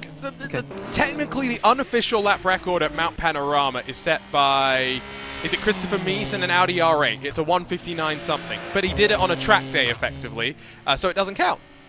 Didn't Jensen Button take an F1 car around there? Yeah, but that was like an exhibition lap. It was like literally, let's just take the car around the track. Whereas Christopher Mies was like actually pushing to try and do it, So, who holds the Nordschleife lap record? Is it the Porsche 919 Evo big beast? But, again, the reason why that's a track record is because that is actually a track record attempt. As in, they're going out there with the intention of doing a time lap. You know what I mean? Oh, so Mies just went out there for a laugh, basically. He went out there for a fastest lap attempt, but he did it on a public track when anyone else could be running. Whereas, what's wrong with that? Because you're not draft, etc., etc. Okay, I see what you mean now. So there's two things to consider. In my opinion, track records can only be set during a race, and technically, the Nordschleife is the exception to the rule because it is its own kettle of fish. You know what I mean? Yeah, I agree with that. Yeah. Because people want Nordschleife records, even though it's dumb. Yeah, it's scary as well, I'd imagine. But there we are. But who cares what the fastest electric car around the Nordschleife is, Ewan, is what I'm really trying to say. Okay, well, there we are. But yeah... Well, just in general. Fastest electric car, fastest saloon car, fastest hot hatch. I don't care. I just want it to be a fun car. Okay, well, fair enough. Maybe I'm more interested in these things than you are. Because... it interests me. I don't know why. Oh, don't get me wrong. It interests me, as that's an interesting camera shot right there. But I'm not making my car purchasing decision based on how fast my car went around the Nordschleife. No, I'm not saying I would either. Yes, this is this is the Top Gear rant that they had back in the day. Sorry. Was it? Okay, right. James May, yes. Well, I know he didn't like Nordschleife. I don't know what. I didn't understand that was the reason why. So his reason is that manufacturers go to the Nordschleife, tune their suspension to be faster than the Nordschleife, which then means they're going to be terrible on a real road when you actually want to be driving around 90% of the time. But I'm going one step further and just saying... is Lohner's already had an issue? Well, it looks like a slowdown immediately out of turn one. Track limit's always a contentious issue through there, aren't they? Well, that's already seen Lohner surely down the back of the field now. That 22.058 doesn't seem uncompetitive, but after doing a 1:35.949 in practice, I don't think we're going to see the same from the German this time by. Remember, Patrick Holtzmann has already missed out on a semi-final spot. And so Lohner, Benecke, the two that have been consistent out of the Maus camp, have a little bit more weight on their shoulders once again. Yeah, they certainly do. And that's not going to be helpful at all. Really, to already see Holtzmann out here from Maus, and yeah, they needed Lohner really to set them on a good track here. I'm sure that Max Benecke will do his job in his quarterfinal, but then again, you'd expect this from Lohner as well. So this is a surprise, and he's got a lot of work to do. So in through the final sector, that middle sector time looks halfway decent, but a little bit off the apex, winding out of final couple of corners. Balancing the car, you can hear the engine note just stalling out through the last two right-handers. And now, already past the 37s, it is going to be a slow lap time for the Maus Esports number 20. Can the king of qualifying do something, though, as the Porsche Coanda Esports number 92, Josh Rogers, flies his way to the line. It will be a 1:36.112, not as quick as Dane Warren, just to note that. but should be enough, you'd think, to get into the top 6 based on quarterfinal 1. Yeah, it will be enough for the top 6. Might be enough for the second row maybe here, but we'll see what everyone else can do on their laps, because it is, of course, one shot here, and that does create weird results. Hanyuyoski goes up to second place, just under a 10th behind Josh Rogers, as Jeffrey Rietveld makes his way around the final corner as well, probably to slot himself somewhere with those guys, indeed right in the middle in second place. Rietveld still yet to make a final, but has made 2 semi-finals. That did not include our previous round at the Nurburgring. Hockenheim ring. Peter Berryman out of the final corner after Kevin Ellis Jr. already bounced out in the quarters. He'll be behind Yuyovski, a quarter of a second off the pace of Josh Rogers. And now it's Bono House in the Mercedes AMG Petronas. James Baldwin already able to work his way on forward. Can Bono House follow through to his second semi-final? Well, it's in front of Berryman, but still a quarter of a second off the pace. Yeah, we saw 3 drivers in the 36 zeros, if memory serves me, from the first quarterfinal. This quarterfinal not looking quite as quick on qualifying as Schröninger goes over the line, and it is 4th place for him. Ryan Barneveld will try and do the same as well, but the pace here not quite as high as it was in quarterfinal 1. Barneveld is one that has been talking to me about that struggle in transitioning over, and that's the 36.5. He's half a second off the pace. He's only quicker than Moritz Lohner. And that struggle in the BMW M Team BS competition camp continues to roll on. Here's Robbie Stapleford in the G2 Esports car that rolls to the line, and questions in chat. No damage, we believe, in the sim. They are still using fixed setups. Stapleford, another one to have had a slowdown. He's quicker than Lohner at the very least. And now we wait for Tumas Tattler to come to the line. And once again, quite a long way behind where he would otherwise be, where he would normally be at this stage. But we saw this with Reina Talvar as well. It didn't seem to be too much of a problem for him, as Tattler comes through the final couple of corners now, and a real nice slide through there as well. See if that maybe helped him just get the car into the penultimate corner there. Over the line. He was sliding even earlier in that final sector, though, so it just didn't look as tidy. See if Lucas Muller has a bit more luck. Victor Veloso, another driver with a qualifying ban, so he's going to start at the very tail end of the field. Has some work to do to follow Oliveira through. Muller, another one to struggle, though. He's going to line up back in 9th, and so it's Rogers on top in that Porsche Coanda Esports car. It's not as quick as his teammate Dane Warren, but it's not a surprise to see Rogers quick in qualifying. No, it's certainly not, and that should put him in good stead now for the race and for getting through here. The real big story in this one, though, is of course about Moritz Lohner. Currently, 4th place in the point standings, and needs to, stay close to the likes of Josh Rogers and whoever else around him by getting into the semi-finals. So, yeah, he's got a big, tall order today. Absolutely. I think we're in for another electric run into the hairpin as well, because that definitely does seem to be where the majority of the passing opportunities tend to come from, and I think we're going to see the action in the first half of the race. It seems to stall out after that once the front couple of cars get a bit of a breakaway, which tends to happen in this type of racing.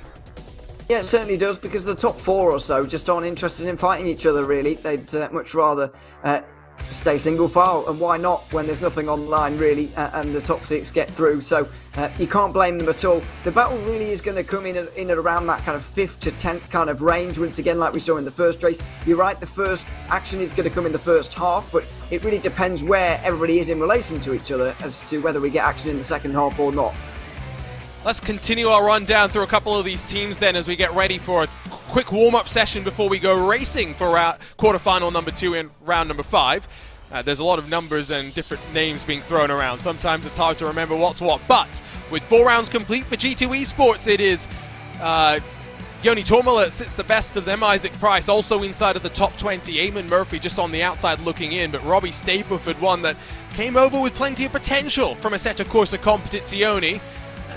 Outside of round number 1, where he made it to the semi-final, he has definitely been struggling to fire on off, and qualifying seemed a continued struggle for him here in quarterfinal number 2. Certainly looks like it, but I've got to say that G2 Esports have not really been too flashy in their performances, really. You wouldn't pick them out as one of the teams doing well, but they are going decent with 3 drivers inside the top 24 there. Robbie Stapleford has had his moments as well, and that's put them 7th in the Teams Championship standings as well right now. But Of course, you need to be top 6 in the team's championship standings to win any money from that, other than individual drivers winning money. So there you are. But decent start, decent first half to the season for them. Absolutely, and see how they continue fighting their way forward. Joni Tormela has been in the semi-final in every single one of the rounds so far, but has only made it through to one of the finals. Now we'll talk about Heroic, who really brought on some strong names in terms of Tommy Osgaard, Oscar Bickström out of the Coanda Esports camp. Miguel Garda, someone that won the Skip Barber iRacing Series, won a full season in the Skip Barber Formula Series in the real world, and then Tuomas Tatila coming out of Kova Esports after the team disbanded at the end of last year. Plenty of potential, you'd have to say, over the course in the lineup there. But I think in total, we've got, 4 semi-final appearances across 4 different rounds. It's not necessarily what they would have wanted.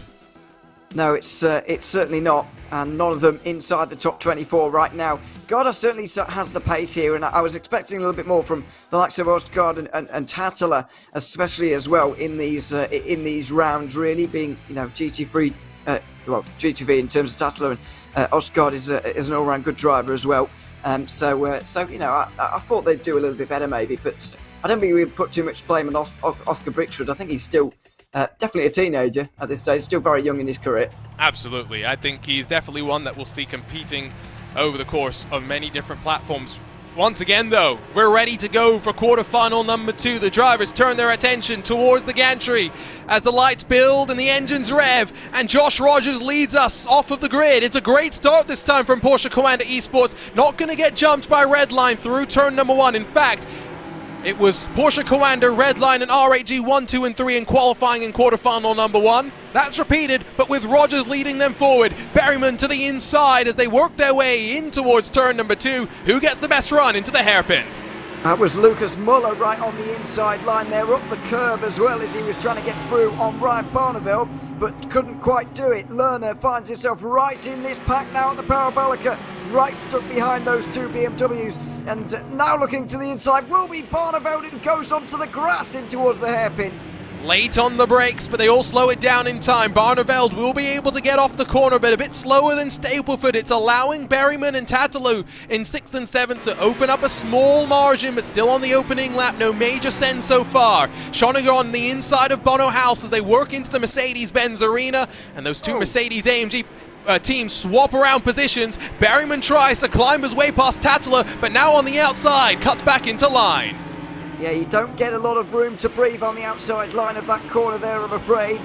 Around the outside of turn 10's a difficult task, as we saw with Tim Yarshall in the first race indeed. That has really closed things up. The top 3 have gotten away, but from there, 4th on backwards down to 12th, it's still very close. And so, end of lap 1, no changes inside of your top 3, but Schoninger does jump in front of Bono House.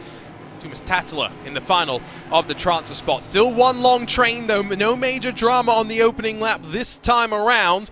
And with the draft changes and the way that it stalls out the cars seemingly being updated for this round, any drivers that were worried about the difficulty in passing, well, it seems to be a bit easier. Stapleford looking the outside line into turn number 2. Always got to be careful with that, fighting over 7th place this early on in the race, but it might be necessary at this stage for Stapleford because Peter Berryman doesn't look particularly quick. The Audi going to take a little bit of a defensive line, but Stapleford will go even further to the right, very nearly. Barneveld will surely be closing in on the 2 of them as well, but also worrying about where they're going to end up here. Stapleford to the inside line, he's on such a tight line into the hairpin as well. Oh dear, it's 3 wide. That was always going to end in a smash, and they're all fighting now in a big way really for 7th place only. Lerner and Veloso leaning on each other through the hairpin. It's Lucas Muller that runs last for the time being. Lerner cracks the top 10 as Berryman back up the inside of Stapleford as around goes Ryan Barneveld, somehow back in a straight line, but caught out Moritz Lerner, who drops to the tail end of the field. They're fighting like hammer and tongs right now, but forgetting that they're not fighting for a transfer spot. They're all on the outside looking in. Absolutely, and that has allowed the top 6 to get away in 2 groups of 3 already. Lerner and Barneveld battle side by side for 11th place. That will go the way of Moritz Lerner, who was making good progress early on in this race, but that's all been undone now with that incident down at turn 10, or turn 9, should I say. It's all fallen apart from there. Well, I would find it very difficult for anyone outside the top 6 to get through now. So top 3 stretch their legs past Schoninger and House, with Tuomas Tatila still very much in tow with 2 laps complete. Still plenty of racing left to go. Stapleford has got to get the memo that if Berryman is fast enough to close, he can't get on past, but at the same time, if Berryman is slowing him down, he's got to get past quickly and suss out that situation. It's Rogers that leads at the front. Was the championship leader for a couple of rounds, of course, after winning round number 2, but with RHG's strength, Yuri Toman through to every final. Josh Rogers now drops back to 3rd position after missing out on his first final last time at Spa.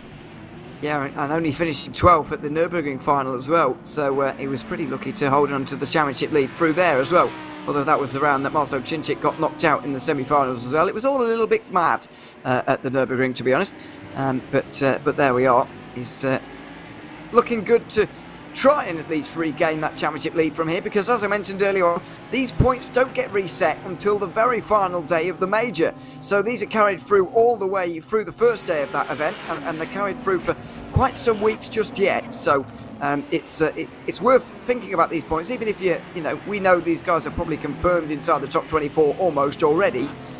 It's still worth keeping an eye on them, because the points do matter even at this stage.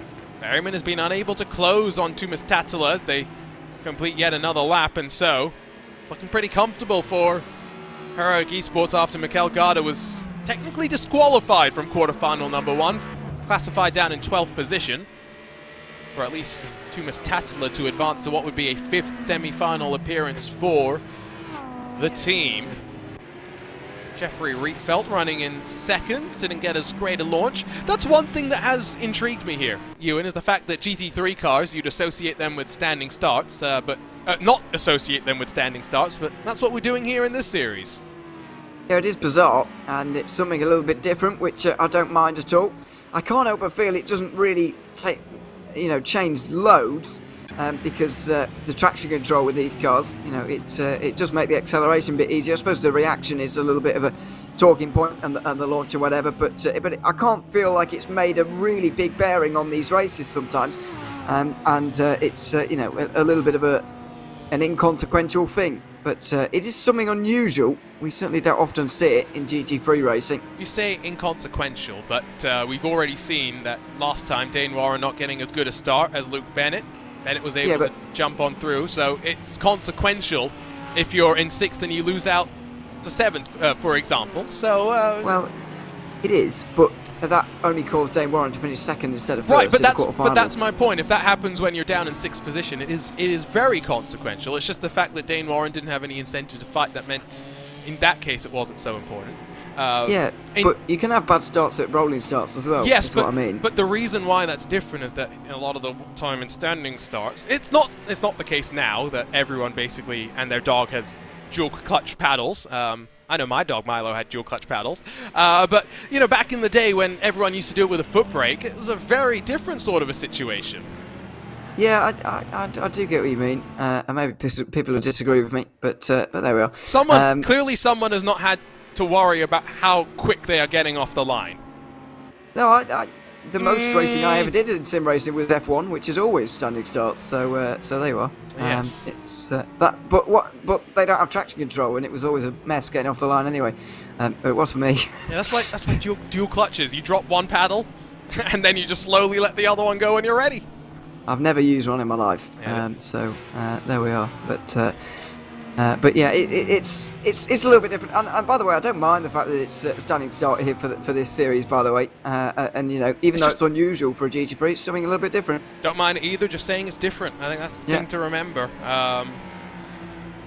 Even standing starts from sim to sim differ. I think that's another thing to consider. iRacing's implementation very different from Assetto Corsa Competizione, which gives you a lot of hand-holding about exactly where you need to be. It's a lot more strict about exactly when you're allowed to go through every row. iRacing is basically just go with your line and don't pass on the wrong side.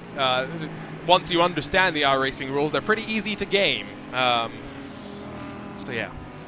Berryman now within 1 second of Tattler as we are past the halfway mark, but it's not really brought Stapleford with him. The Audi looking a little bit better over the mid-run. Let's not forget, even though these are short races, 20 minutes or so, tyre wear and tyre usage may play a bit of a factor in how you approach each phase of the race. Yeah, it might well do. I think it does look like Berryman has got that little bit more speed than those three in front, and I'm not entirely sure we've seen or we are going to see from Tattler here either, because he is stuck in behind those two in front there. Maybe that's just holding him back. I don't think so. They seem to be running at a very similar pace as to the three in 1, 2, 3 right now as well. But Berryman's very much running to his own pace right now. He knows what's in front of him. He knows what he needs to do in the remainder of this race, and he certainly is closing on Tattler, who, by the way, only made himself into his first semi-final of ESL R1 last round as well. So new territory for him last time, and now, as I said earlier, with Oliveira, I think it was, now that one's gone, another one may be coming very, very shortly. I don't think the VRS logo is technically new on the Heroic car, but I did see something on social media about a new partnership. VRS very much getting into the clutches of all the teams here, and that includes the brand new the confusingly named Direct Force Pro wheel, because that's the same name as the Direct Force Pro wheelbase, which is the same name as the Direct Force Pro pedals, if I've gotten myself correct. So you can't ask the question, how are you enjoying the Direct Force Pro? You've got to make sure you clarify which one it is. Not confusing at all. Yeah, that is I'm never any good with technical parts like that, or what they're called, to be honest. So as you might be able to tell. Well, exactly, this is you've had to prove a point. So don't know really, but it's not very technically. I don't know what the word is, but I can't. I don't You're not really technically inclined, things. no. No, that's it. Yeah, I'm not. No, I'm not certainly, as you might be able to tell from this. But yeah, I mean, it's still all right. Still the same gap though, isn't it? Lap 7, still same gap between 6 to 7. This is often what we've seen in these races, really. You know, top 6 getting settled early on and staying like that. So let's go ahead and grab a quick look at the start, and a good jump that Josh Rogers was able to get as he led them on through. You could see Schoeniger and House.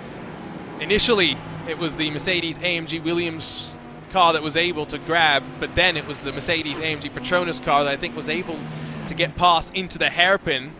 After that, it was Lucas Miller who had a look, and on the nose of Ryan Barneveld, Robbie Stapleford almost wiped himself out as Moritz Lohner tried to find a way on through.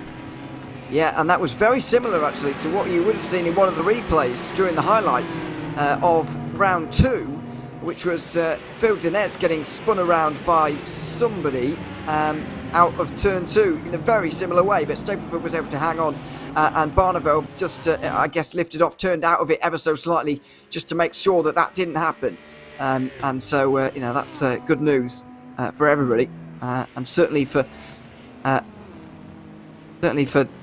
Barneveld, just a bit, Stapleford in front there. But yeah, it was a very similar incident to one we saw back at round 2.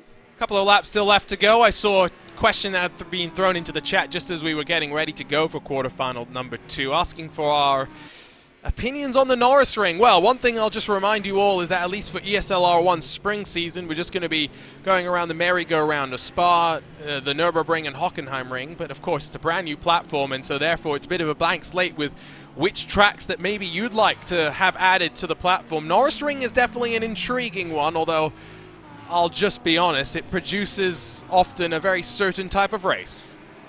Yeah, certainly. I don't know if you remember the DTM race, not back when the DTM was, you know, well, I don't know. Maybe I'll say something I'll get some stick for. Back when it was not a GT3 category.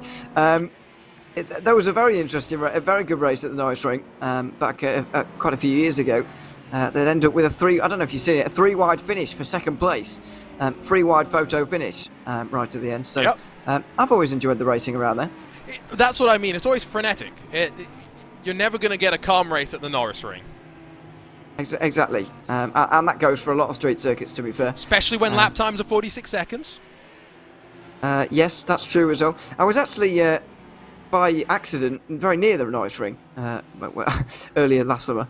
But you didn't go? Bizarre. No, I didn't go. Okay, and so also the stuff wouldn't have been there for it anyway. Fair.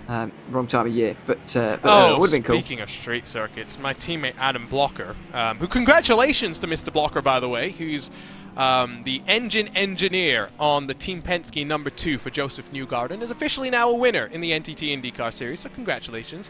But with his role with the Chevy engine program, he's based up in Michigan, in Detroit, and so he was going around the new layout of the IndyCar track that they're going to have there.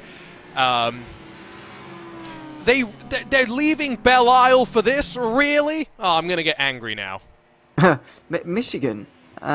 Not somewhere other than the Oval, do you mean? Or yeah, well, Michigan's a state, so it's a big state. Oh, sorry. Well, yeah. Well, you didn't specify. Sorry, I didn't fully grasp that. You know, I only realised quite how bad my memory was when you said that, and I watched that race that you're referencing there, the IndyCar race, and I couldn't remember that he won. You know, the best thing about it was when Joseph gets out of the car in victory lane. And he goes over to all the guys to shake their hands and say thank you. And so Adam gets his 2 moments on national TV. And what did he say? Great job! Which is how he is now called in every single Discord that he's in. What's wrong with that? Nothing. It's just really, really funny when you watch it in context. Okay, I'll have to go back and see that again. Because obviously I didn't know that at the time. And also I'd never stick around for that bit because I find it a bit cringe. The bit afterwards. I don't disagree. It's very American, which I don't mind. I mean, at least they no longer shoot guns in victory lane at Texas. I mean, they're making progress. Final lap of the race. We'll focus on the racing, I guess, partially. Rogers cleared away from Rietveld, Yuyovsky, Schoneger, House, Tatula. There's no contention, really. I know RHG and Yuyovsky are closing on second, but it's not important. Yeah. Well, Yuyovsky looks like he might have been thinking about it in towards the hairpin there, but there's no point in really going for it here on Rietveld. I mean, this is the kind of thing we sometimes see in these quarterfinals. You get a toss-up, really, between very exciting and a battle the whole way through, or, you know, settled very early on. And, I mean, the battles were, exciting in the first couple of laps, but I'm afraid after that, there really hasn't been much to settle. No, absolutely not. Berryman tried, knocked at the door. But it is going to be an elimination, unfortunately, for a second consecutive Apex Racing Team machine. And plenty of storylines to kind of walk through in the course of the season. But ultimately, Josh Rogers, after missing on the final opportunity a couple of weeks ago, will knock back his way towards the semi-final. Our previous winner at the Hockenheim Ring, looking to go back-to-back at this track, will lead to the line by over 1.5 seconds in quarterfinal number 2, with Jeffrey Rietveld in second, Erhan Yuyovsky in third, Schoneger, House, Tatula. Those are your 6 that advance, but we will say goodbye to Peter Berryman and the rest behind. Yeah, unfortunate. In terms of Lerner as well, we'll be saying goodbye to yet another driver who's yet to be knocked out in the quarterfinals yet in ESL R1, but have been now. Kevin Lettis Jr. in quarterfinal 1 and Moritz Lerner now in quarterfinal 2. So 7 drivers could say that before this round, and now only 5 can, and we're still yet to see 3 of them. Well, unfortunately, I don't think we're going to get the results immediately up on screen. So, hello everyone again. You have to endure the faces of Arjuna Kenkipati and Ewan O'Leary, but I guess it's better than nothing. Is it? Well, I don't know. I think all commentary contracts should have a clause that says commentator faces should never be on screen. Well, yeah, there's often arguments about that and how long they should be there for and all of this palaver. Yeah. We can go on about that for a while. But yeah, there we are. There's a break. Yes, exactly. You don't have to look at our faces for a little bit. Here's a look at our race results out of quarterfinal number 2. It is indeed Josh Rogers that is confirmed as your winner, clear of Jeffrey Rietveld behind. But I think most notably, it's the fact that Moritz Lerner does not advance that stands out to me. Yeah, that's the one that really stands out from those results there. And it was really all settled early on. He did well to gain points that he could from that, but at the end, he's only going to be going home with 3 from the end of this. He will drop down the championship standings, no doubt about that, because there's another 5 behind him, 7 drivers behind him, within 30 points or so. He could well drop down quite severely after this round, unfortunately, after being knocked out in the quarterfinals for the first time. It goes to show as well the importance of consistency, because at the very least we know that he's got solid points hauls to fall back on, not something that, for example, someone like Peter Berryman, Robbie Staplefoot or any of the other drivers can necessarily be thinking about. No, Veloso, I think, was a really important one in terms of not being left behind by his teammates. I think his teammates have really started to make strides forwards as we've gone online and gone on with this ESL R1, but Veloso hasn't quite at the pace of his teammates. That's an important one for him. Another one that sticks out for me, or another couple, Ryan Barneveld not performing as well as I expect him to again in a DT3, where I think he can do a little bit better, really. And we might well see that towards the end of the season. Hopefully we do. And Lucas Muller as well, who's still yet to see a semi-final. Absolutely. So that's again your confirmed race results. Still 2 more quarterfinals left to go. This one a little bit more calm than quarterfinal number 1. But like we've been saying, these are 48 of the best sim racing drivers in the world. It doesn't matter how we divvy them up. Each of the 12 car grids is going to be stacked with potential, and therefore, if you don't qualify well, you're going to have to get the elbows out to work your way forward. Yeah, you couldn't maybe say a little bit differences between some of the quarterfinals, but as you say, there's not much to choose between them. On qualifying pace, we did see that quarterfinal 1 was slightly faster than quarterfinal 2. I don't think that really matters at the end of the day. I mean, it's quick fire super pole style, which means that you're never going to reach your full potential anyway, or if you do, it's unbelievable. And I don't think anybody quite has, because as Lerner proved, you can get into the 35s if given enough time, but with just one lap, nobody's been able to do that yet. So, 2 quarterfinals done, 2 still left to go. Let's not forget that on Monday we'll resume with semi-final and finals action, and you'll be able to watch all of that on the official ESL R1 channels as we get closer and closer to the end of this first ESL R1 campaign. It was a lot of excitement across of the sim racing universe, Ewan, when the project was first teased, when it was announced, and then we got on site for IEM Katowice, and it's been interesting to see the way the championship has ebbed and flowed since then. Yeah, there's been rises and falls for some. We've seen some people come into form as we've gone along, like I mentioned with the Fury guys, and I've seen some people decline a little bit as well. But things are going to really start to ramp up now. We're in the second half of the season. We're getting down to the business end, really. We now know a little bit more about who'll be in the top 24 and who'll be going to the major, because after all, unlike the first 2 rounds where everybody in the 48 got to go and it was the 48 best sim racers, you've really got to compete even more to be in that top 24 and make it at the very least to the first day.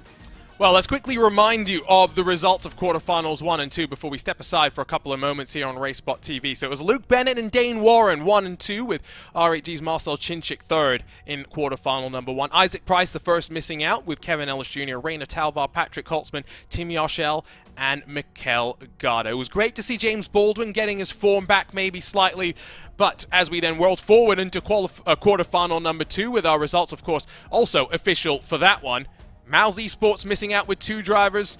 Fortunately for Heroic, after Mikkel Garda's disappointment, Tumas Tattler able to get a little bit more redemption on their stead. Yeah, but none of the other teams really redeeming themselves. G2 Esports have seen both drivers go out so far, with Isaac Price and Robbie Stapleford as well. FaZe have had both out, haven't they? Marshall and Muller have both gone. Barneveld's gone, I'm afraid, from BS competition.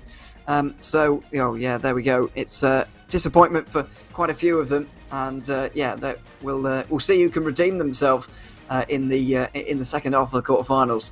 Absolutely. Well, we've still got 2 races left to come. We're going to step aside here, but we're going to leave you with some of the action from the first online round of ESL R1 after we left IEM Katowice and rolled into the online universe.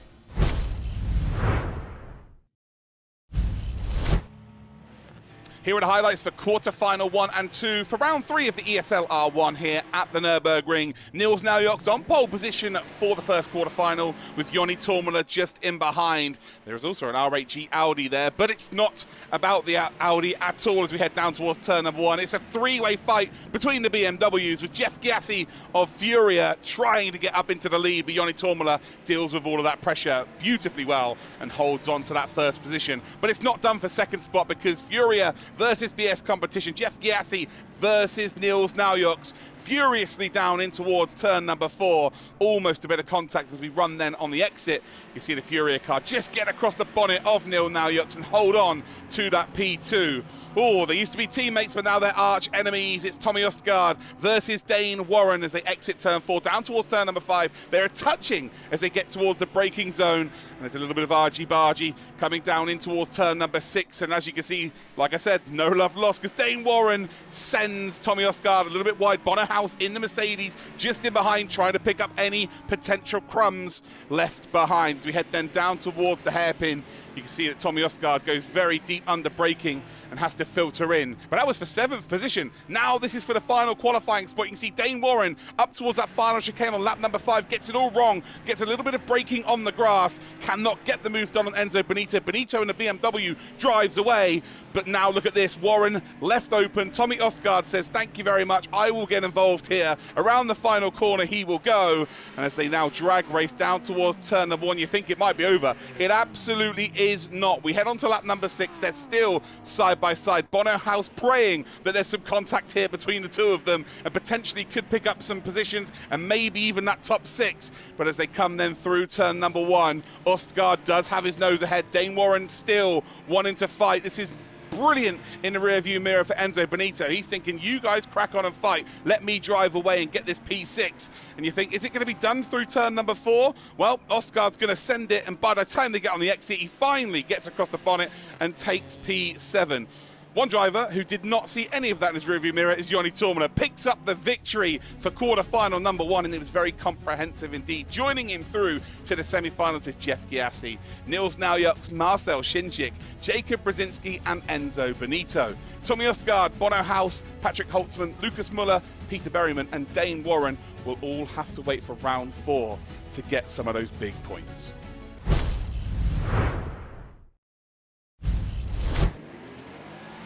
Now it's time for quarterfinal number 2, and it was Erhan Yujovski who was on pole position, and Ryan Barneveld was in second. Darren McCormack in that Mercedes is in third, but the big send, it was Eamon Murphy for G2 Esports, moves from 6th up into 4th position. It was beautifully done. It was maybe a little bit aggressive, but there was no contact indeed. But it's all about Oliveira now. Oliveira has a battle throughout the entirety of this race, trying to hold on to a top 6 position. As you can see there, he's in behind Mikel Gala. We're on board right now in lap number 3. Sends one down the inside of Eamon Murphy, trying to hold on to a P4. Murphy's like, absolutely not. I've worked too hard to be in this position. I am not giving this up for free. And then all of a sudden, Kevin Ellis Jr., one of the most successful drivers in this championship, makes it 3 wide down towards turn number 3. They all managed to get through okay. Oliveira does indeed hold on to that top 5. Kevin Ellis Jr. sent off wide, and now all of a sudden Kevin Siggy gets involved. Siggy makes a late lunge down in towards the hairpin on lap number 3, and it's the biggest shock of the day. Kevin Siggy makes a mistake all on his own. Didn't seem like there's any contact. The rejoin, well, that's questionable.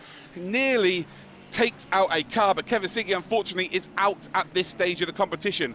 Back to the Oliveira show then, as he goes back up into P4. Eamon Murphy this time around has to be a bit more aggressive to try and retake that 4th position. Doesn't really need to do so, but ultimately giving us a show to watch indeed. Love to see it. Kevin Ellis Jr. just sat patiently in behind in P6, hoping to pick up some insurance by getting an extra position, because he's got Moritz Lohner in behind. Down towards turn number 5, the 2 BMWs creating a roadblock. And again, Kevin Ellis Jr. just got to be patient. Oliveira ran off into the grass, still manages though to maintain that top 5 position.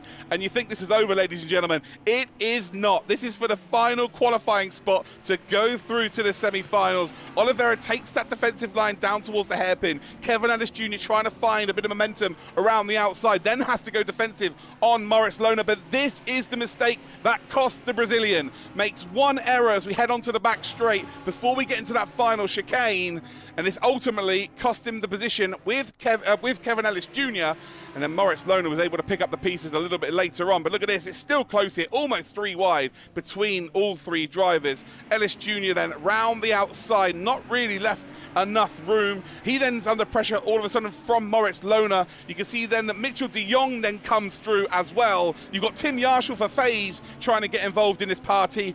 And again, you think it's over. It absolutely is not over. These drivers were racing like this from start to finish. It was absolutely sensational. And again, Yayovsky, who won the race, has no idea that was happening behind him. But Yayovsky did take the checkered flag and did take quarterfinal number 2. Joining him through to our semi-final 1 is Dara McCormack, Ryan Barneveld, Eamon Murphy, Moritz Lohner and Kevin Ellis Jr. because Oliveira had a penalty in the end of a slowdown. Mitchell de Jong finishes in 7th, Oliveira in 8th, Kevin Siggy 9th, James Baldwin in 10th, Tim Yarshall in 11th, and then Mikael Gala is in 12th spot.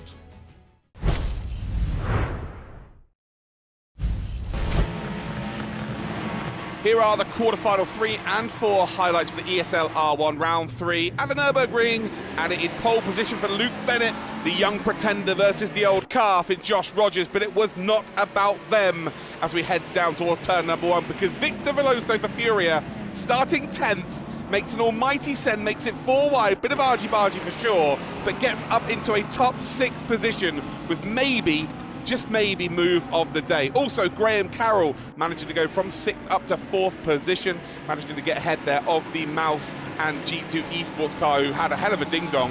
There was a little bit of oversteer for Isaac Price out of turn number 1, which actually sent the Mouse car, Max Benneker, a little bit wide up towards turn number 2, but the return of the favour happened. Max Benneker moves up into a P5, and Isaac Price, who did not have the best of races, unfortunately for him, then did indeed lose out down into P6. A bit further on then, lap number 3 is Victor Veloso, who was involved pretty much from start to finish, now under pressure from Jamie Fluke as we go a little bit further ahead here, and now we see a slowdown penalty which checks the whole field up. So Isaac Price does receive a penalty, and ultimately then that meant the Furia car went up into the back of him. The Apex car of Jamie Fluke then closes up, but all of a sudden Rainer Talver is like, well, thank you very much, I'm getting involved here as well, and it's a 3-way battle for that final qualifying position as well. Jamie Fluke gives a lovely nudge there to Rainer Talver. Rainer Talver will not be thinking it was lovely at all. As we head then on to lap number 5, it's still a battle for that final qualifying position just up the road, but these two costing each other an opportunity of getting involved with Victor Veloso because they are just battling so profusely. But look who else is in behind him. Isaac Price, even though he had a slowdown, is now back to try and gain a couple of spots. We've then got Bixrud as well for Heroic trying to get involved, but we head on to lap number 6 and we see something so rare in sim racing, a mistake from Josh Rogers. It didn't cost him anything, but we saw him almost go full sideways. Good recovery on board though here with Yuri Toman. He had the best seat in the house, but as we head up towards the end of this race, you could cover the front 3 with a loincloth. They were that close, didn't really battle it out in the end, but Luke Bennett, 17 years old, ladies and gentlemen, picks up a victory for Team Redline. Joining him through to our semi-finals will be Joshua Rogers. Yuri Toman will finish in 3rd. Graham Carroll, Maximin Benneker and Victor Veloso will indeed all go through to the semis. Unfortunately, we lose Rainer Talver, Jamie Fluke, Oscar Bixrud, Dennis Schuniger, Isaac Price and Ian Porter.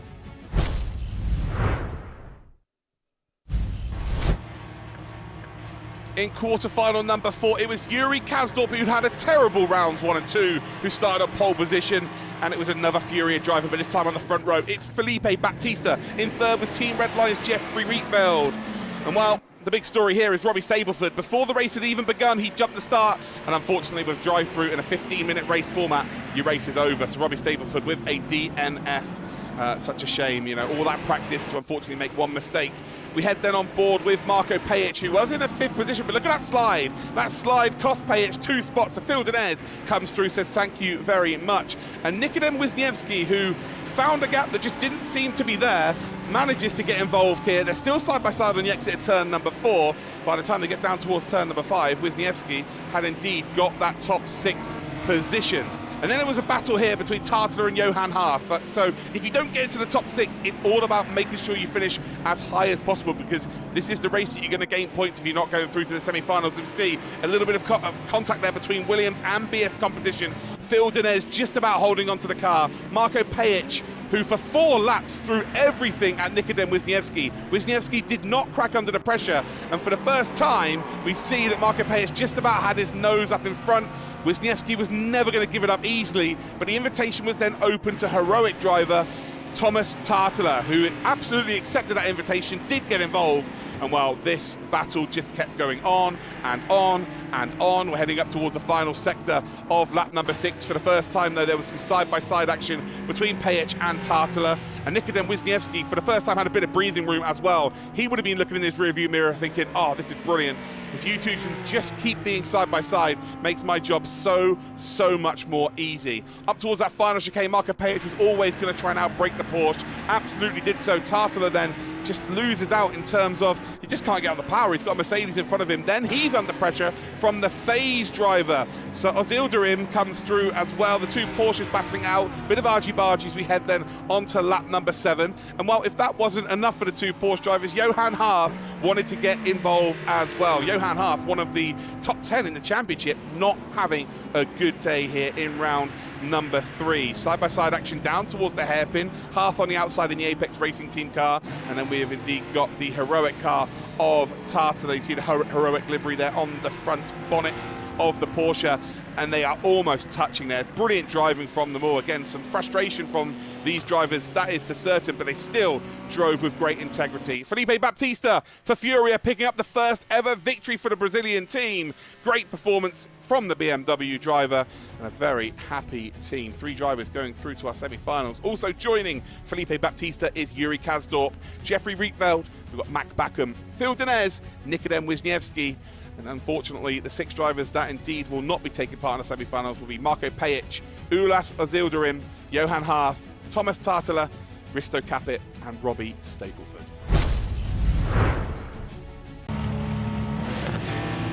You can hear the engines revving here at the Nurburgring, and we are underway here in this semi-final round. Pedal to the metal indeed, and it is go, go, go, go, go. Look at the back there. We can already see action kicking off. 3 wide though, into turn 1 already. Kevin Ellis Jr. going deep though from Eamon Murphy, who got a very good jump off the line though, leading the way. Nils Niox, as he did so from qualifying. Further back, Kevin Ellis Jr. in the Audi as well. Look at Dara McCormack, also getting squeezed as well as they work their way through the initial sectors. Niox in first, Kevin Ellis Jr. under threat though from Eamon Murphy. I get the feeling that is going to turn on its head at some point. It's got to. These drivers have got to do something. Oh, that was quite a costly mistake from Moritz. Into the rear end of Erhan Yovski. He was just, Marcel Chinchik rather, he was just in the middle of the road. We're now on the final lap of the race here at the Nürburgring. Nils Niox leading them down through towards turn 1. Kevin Ellis Jr. in the mix. Eamon Murphy. And look now down the inside as well from Eamon Murphy and Dara McCormack. A late break from Moritz Lerner, who now tackles Marcel Chinchik. This is what we were waiting for, folks. Could this be 2 for the price of 1? Here for Moritz Lerner, who hangs around the outside there of Erhan Yovski. Very nearly losing 2 places there, RAG. Tucking it up the inside again, Moritz Lerner, as now they sprint on the Mercedes Arena curve. Heart in mouth stuff. Chinchik, though, loses a place. There is Nils Niox, who is now going to make his way through the next chicane for the final time here in our first semi-final here tonight in the BMW representing BS competition, who are now, I'm sure, going to be on the edge of their seats as their certainly experienced contender once again comes up towards the line. He was perfect in qualifying, perfect here in the race. Nils Niox wins here at the Nürburgring. Go, go, go, go, immediately off the line there. Josh Rogers getting a good start, but so does Max Benecke further down as well. But here's the leaders. Felipe Baptista heading in towards turn 1. Further down then, Luke Bennett trying to make his way through. Manages to get himself up into the lead of the race as well. Further down then, Wisniewski trying to get into the mix too. Alongside him, Yuri Toman, who of course has been the star of the show here at the R1 Championship. Nose to tail, side by side, heading through Mercedes Arena curve. But Toman now with the Tiger line as the exit out of turn 3. Yeah, he's on the attack. You can see him there on the inside, of course, the Porsche Commander duo behind. Just watching this all unfold. Yuri Toman sending it around the outside of Valley, now into fourth. That was a proper send. Jeffrey Rietveld, Phil Denez and Victor Veloso off the rear end of Yuri Kasdorf. I can understand why, by the way, you said Jeffrey Rietveld, because that's the position we'd expect him to be in, at the front and checking out. He is, though, returning to the pit lane after some very early dramas in the race. So, unfortunately, for Rietveld, Denez and Veloso, those three will definitely not be going any further in this competition. Maximilian Benecke going for it here, and he might have it as well. Contact as they head out of turn one of the Castrol S. Inside line now, defending Joshua Rogers. These two juggernauts for the first 2 rounds here in this championship. Benecke with an ultimate round, just hanging it around the outside to try and gain some sort of traction against Joshua Rogers. So tight as they exit through turn 3. They still remain together, sending the Audi, trying to get the upper hand, but tenacious defending from Joshua Rogers. Overhead views here of the cars now making their way towards the Castrol S. Inside line, you see they're almost a nudge in the back there between the two BMWs. Now Luke Bennett is going to take victory here in the second semi-final here at the Nurburgring. Baptista comes home in second for Furia. Yuri Toman, a stellar drive in third. Wisniewski will bring Williams into the final as well. Fourth place he's finishing. And Mac Backham and Josh Rogers celebrate a Porsche Commander qualification as well. But big shock, no Maximilian Benecke in the final there, Lewis. And it's pedal to the metal for the final time here in round 3. And Luke Bennett getting off the line well. Nils Nyhok's a little slow getting away there. Kevin Ellis Jr. down the inside now as Wisniewski joins him. Side by side now between the pair as Eamon Murphy hangs it around the outside of turn 1. Heading through Mercedes Arena curve. Wide from Kevin Ellis Jr. there slightly as he turns in. But no, Wisniewski moves up into third. Kevin Ellis Jr. down to fourth. Eamon Murphy down in fifth as well. The two RAGs together. Yuyovski and Toman. But Bennett leads here. I think Rogers got sent off as well in the background down to 12th. Remember how I said that if Yuri Toman started on a couple of rows, he might win this? Well, he had probably one of the worst starts that we've seen up there with the start that we saw from Yuyovski back in the Hockenheim ring. Yeah, dynamic start there for Darren McCormack. Difficulty for Yoni Tormala. Baptista sneaks up now into 11th place. Joshua Rogers was slowed down. He's receiving a drive-through for a false start here at the start of this race as well. Got off the line a little bit too quick before the lights went out, and therefore will have to come in and serve a drive-through penalty. But Luke Bennett now leads the way in what could be his very first final win. Yuyovski's going inside though of Eamon Murphy into the first corner. That's a proper send from the Macedonian. Doors open from Murphy, but a hit check as well. As we head into the Mercedes Arena section, it is going to be Yuyovski up to 5th. Yeah, and Toman also sneaking up the inside as well out of Mercedes Arena in towards turn 3, trying to follow Yuyovski through past Eamon Murphy. There's Toman in the bottom left of your screen, trying to fight his way through past the BMW. A bit physical. They lick up some of the turf on the left-hand side, but still trying to find his way past. Has a look down the inside into the hairpin as well. Contact together between them. They lick the paint off the cars. Toman managing to come out on top. He's up to P6 now. Yuyovski also getting closer to Kevin Ellis Jr. The Audis are firing here, Lewis McGlade. Backham, who has got Baptista hot on his tail. We spoke about his pace. Oh, mistake from Backham. Lost the rear end slightly, and as a result made contact with the Furia car of Baptista, who switches back straight away through sector 1. Whoa. As they peel down through turn 3. Nose to tail, the BMW spears its way through and now moves up into 8th place. Furia on the rise, but it might be a little too late to hold any demand over this field here at this point.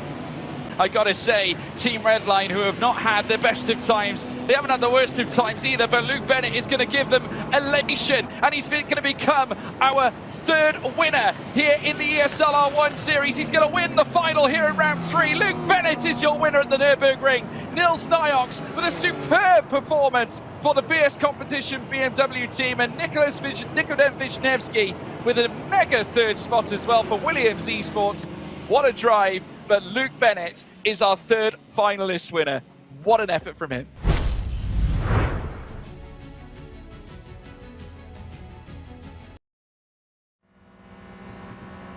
Well, hello everyone and welcome back to RaceSpotTV.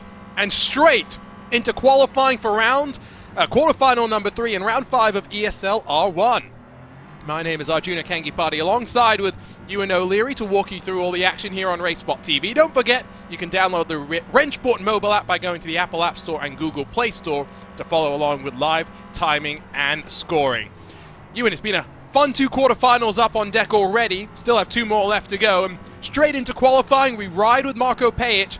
With no drivers having cracked into the 135s in qualifying, they have done so in practice.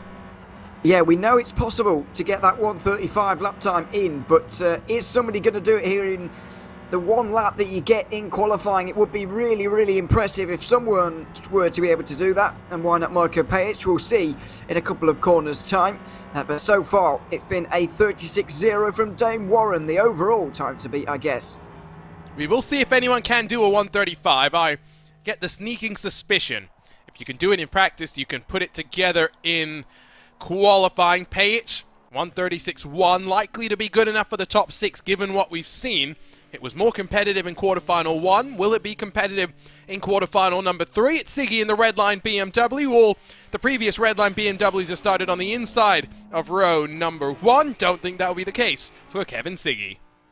No, I think it will be, to be honest, Toman and Beneke on the front row in this quarterfinal by the looks of things, but we'll see and get our first answer here. Yuri Toman, the only man to have been in all the finals so far, struggling. I've cursed him immediately. 3rd place, I'm afraid, for him.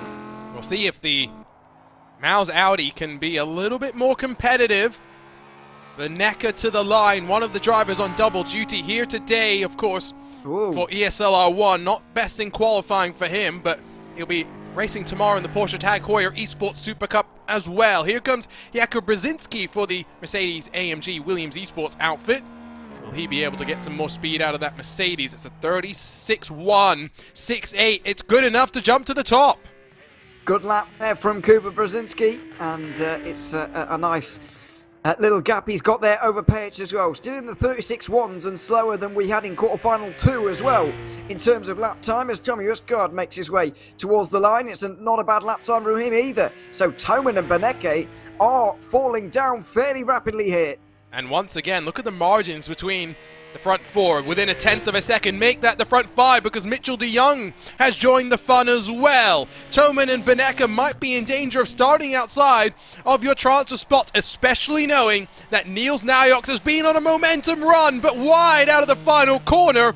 Doesn't compromise the lap time too much. He's still in front of Beneke. Yeah, the 3 drivers, you'd argue, have the most momentum going into this round. Naujoks, Toman, Beneke, all of them right now outside the top 5. Jamie Fluke has been decent, hot and cold a little bit in this championship. He goes to 6th right now, which is right on the bubble there. I'm sure Joni Tomala would like to not be there and be a little bit further secure in that top 6. We'll see what Jeff Giassi and Ian Porter can do as well. Joni Tomala, 8 thousandths off. He'll be on the front row, surely, unless the Brazilian Jeff Giassi has something still left to do. Out through the final corner, Giassi right on that bubble, fighting for the top 24 in this championship at the halfway mark. Over the line for the Furia driver, and it's 7th place. He's only a 10th off, but he's down in 7th. This is going to be possibly one of the most exciting we've seen all day because some real top names placed quite far down the order. Ian Porter, let's see if he can find some more improvement as he winds out of the final corner in the FaZe Clan number 38. And slow down penalty. Not going to get a representative lap time from him, so it does mean Beneke is going to be penultimate in, starting on the last row alongside Ian Porter. Yuri Toman just in front of him. Niels Naujoks as well. Those are the 3 drivers that, like you were saying, Ewan, we would have expected to be towards the front. Yeah, I was predicting them to be pretty much 1, 2, 3, to be honest. And I said in there that Toman and Beneke will be front row, but they're nearly back row there, I'm afraid, lining up behind one another. So that'll be a lot of work for them to do, I'm afraid, and a very exciting one now. You know, this is really shaping up for an exciting heat because while it is the slowest in terms of the qualifying times, ever so slightly, it is really high class in terms of the names that are in it, and some names you'd expect to see well up there outside the top 6. Jakub Brzezinski missed out on the first 2 semi-finals, but has found some form since then. Still yet to make it to a final. He's looking good. Joni Tomala is going to line up on his inside. We've already seen a BMW line up on the inside and been able to jump its way on forward. Tomala has been to a final and then 3 semi-finals so far. So the Finn definitely one to watch as being able to consistently work his way on forward. Of course, now the drivers get a few moments of a warm-up session before we go racing once again, Ewan. Another exciting qualifying session in the books where the margins at the front are as close as you would hope for. Absolutely, really, really close. Beneke was in 11th and only just over 2 tenths away. So that says it all, really, about this championship. And it's been like that the whole way through. It's continuing here. It just remains to be seen whether that close qualifying can remain close racing during this third quarterfinal. Let's go ahead and take a look at some more of our teams as we get ready to go for this third quarterfinal. Start by talking, Ewan, about the Mercedes AMG Petronas. Guys, James Baldwin, Graham Carroll, Bono House and Marco Page. That is a lineup that you would have expected plenty of form from. Unfortunately, has not necessarily worked out the way that they would have wanted. They've had just 2 finals appearances amongst the entirety of the team, and in Bono House's case, just 1 semi-final to speak of. Yeah, they're 10th in the team's point standings here coming into this race. And as I said earlier, I think Baldwin's been a little bit unlucky with some of those rounds, so I wouldn't put too much down to him. I think he'll be right up, probably inside the top 10, really, by the end of the 8 rounds here, heading towards the major. The others are very much all in that region. Carroll and Payet are right on that bubble, right on that cut line, to use a NASCAR phrase. Bono House, you would definitely expect more from here. 4-time Formula Sim Racing World Champion. He's, very, very strong indeed. Been around in sim racing for absolutely years, more than a decade indeed. And you'd maybe expect to see him a little bit higher than 36th. Well, the Dutchman is into his second semi-final here today, so he'll be pretty happy about that. One team that's surely going to be a little bit frustrated with how things have gone. Both Moritz Lohner and Patrick Holtzman already out in these quarterfinals. Maximilian Beneke starts 11th with plenty of work to do if he wants to work his way on forward. And that will just leave Yuri Kastorp, who has only made it to a semi-final once. That was in the first online round back at the Nurburgring. Absolutely, and did very well on that occasion. Missed out just about at round 4 last time at Spa. I think we can expect a little bit more from Kastorp. Unfortunately, Holtzman has once again proved that he's unfortunately struggling so far on Rennsport. Maybe I'm not entirely sure what he is struggling with, but clearly can't quite get to grips. You would expect, though, this team to see at least 2 of them through. Lerner and Beneke are normally shoo-ins for the semi-finals at least, but that's just not been the case so far. Quick look at Porsche Coanda because they're getting ready to go racing, but already Dane Warren has made it through to another semi-final. He's going to be delighted with that. De Jong starting in a decent spot here in quarterfinal number 3 after Josh Rogers, who won back here at the Hockenheim Ring in round number 2 in our final, has a chance to go back for back after winning in quarterfinal number 2, Ewan. Absolutely. It's very much a tale of halves, really, this team. Rogers and Backham doing pretty decently, but Warren and De Jong struggling. Especially for Warren, it's a strange one to see because he certainly does have the pace to run very, very high up in this series. Well, once again, the cars get gridded up. It's a Mercedes on the front row alongside with the BMW. Can Joni Tormala get the jump on Jakub Brzezinski? Eyes focusing once again up towards the gantry as the lights go out and the engines roar into song. Great start from the Mercedes AMG Team Williams eSports car. Behind, Jeff Giassi looks like he wanted to make it 3 wide on the run in towards turn number 1, but single file amongst your top 4 or so. There is that Fury machine trying to battle with Tommy Osgaard for that final transfer spot. Yuri Toman looking aggressive as well as Jamie Fluke gives a bit of a shove there to Giassi. Yuri Toman, though, up to 7th already. Really important there for Toman to have a good start. That's exactly what he's had. Noyox hasn't been quite as aggressive. Beneke sort of has, but now he's left himself with no slipstream around the parabolica. He'll have to tuck in with Jamie Fluke as Noyox comes alongside him. He'll have to tuck back in. They'll all fan out towards the hairpin. Toman down the inside. It's 3 wide. That is going to cause chaos. De Jong got turned momentarily, and we saw what happened with Patrick Holtzman in quarterfinal number 1. He had to give up a whole bunch of ground as a result. Is the same thing going to happen to Yuri Toman in his desperation to work on forward? Jeff Giassi with the elbow to Jamie Fluke. Beneke getting physical with Niels Naujoks. Ian Porter in the equation as well. It's an all-out brawl for 6th on back. It certainly is, and it's now 8th on back, really, because Giassi and Fluke just can't leave each other alone. Giassi got into the door of Fluke there, and he's being pushed out wide unceremoniously by everyone there. That was quite rude, really. And Fluke and Beneke will benefit. Noyux gets into the top 10 as well. I mean, I guess it's fun racing, but it's really for just points at this point, because unless Jamie Fluke can catch a full second to Tommy Osgaard, who's still got about 6 tenths up the road to Mitchell de Jong, it might be academic. The question will still be, is Yuri Toman getting investigated for his part into the hairpin on lap number 1, or is he going to be clear in this top 6? We might have our answer even through the Parabolica this time. Let's not forget that it took a little longer for the thing with Holtzman to be sorted out, and I'd expect the same from Toman's incident as well. But you've got to look at whether it actually was his fault. You know, there were 2 other players in that one, and you've got to decide who's turned in on who's broken too late, who's used others to slow their own car down. All these things you've got to consider, really, when looking at incidents into the hairpin here. Jamie Fluke going a bit defensive as a Audi on Audi tussle. Max Beneke trying to going around the outside. Not going to work out. Niels Naujoks in the mix as well. Ian Porter still on the scene as they work into the middle sector. Let's see if we can grab a look at what happened then on the start, as they, I think at the time being, have settled in for now.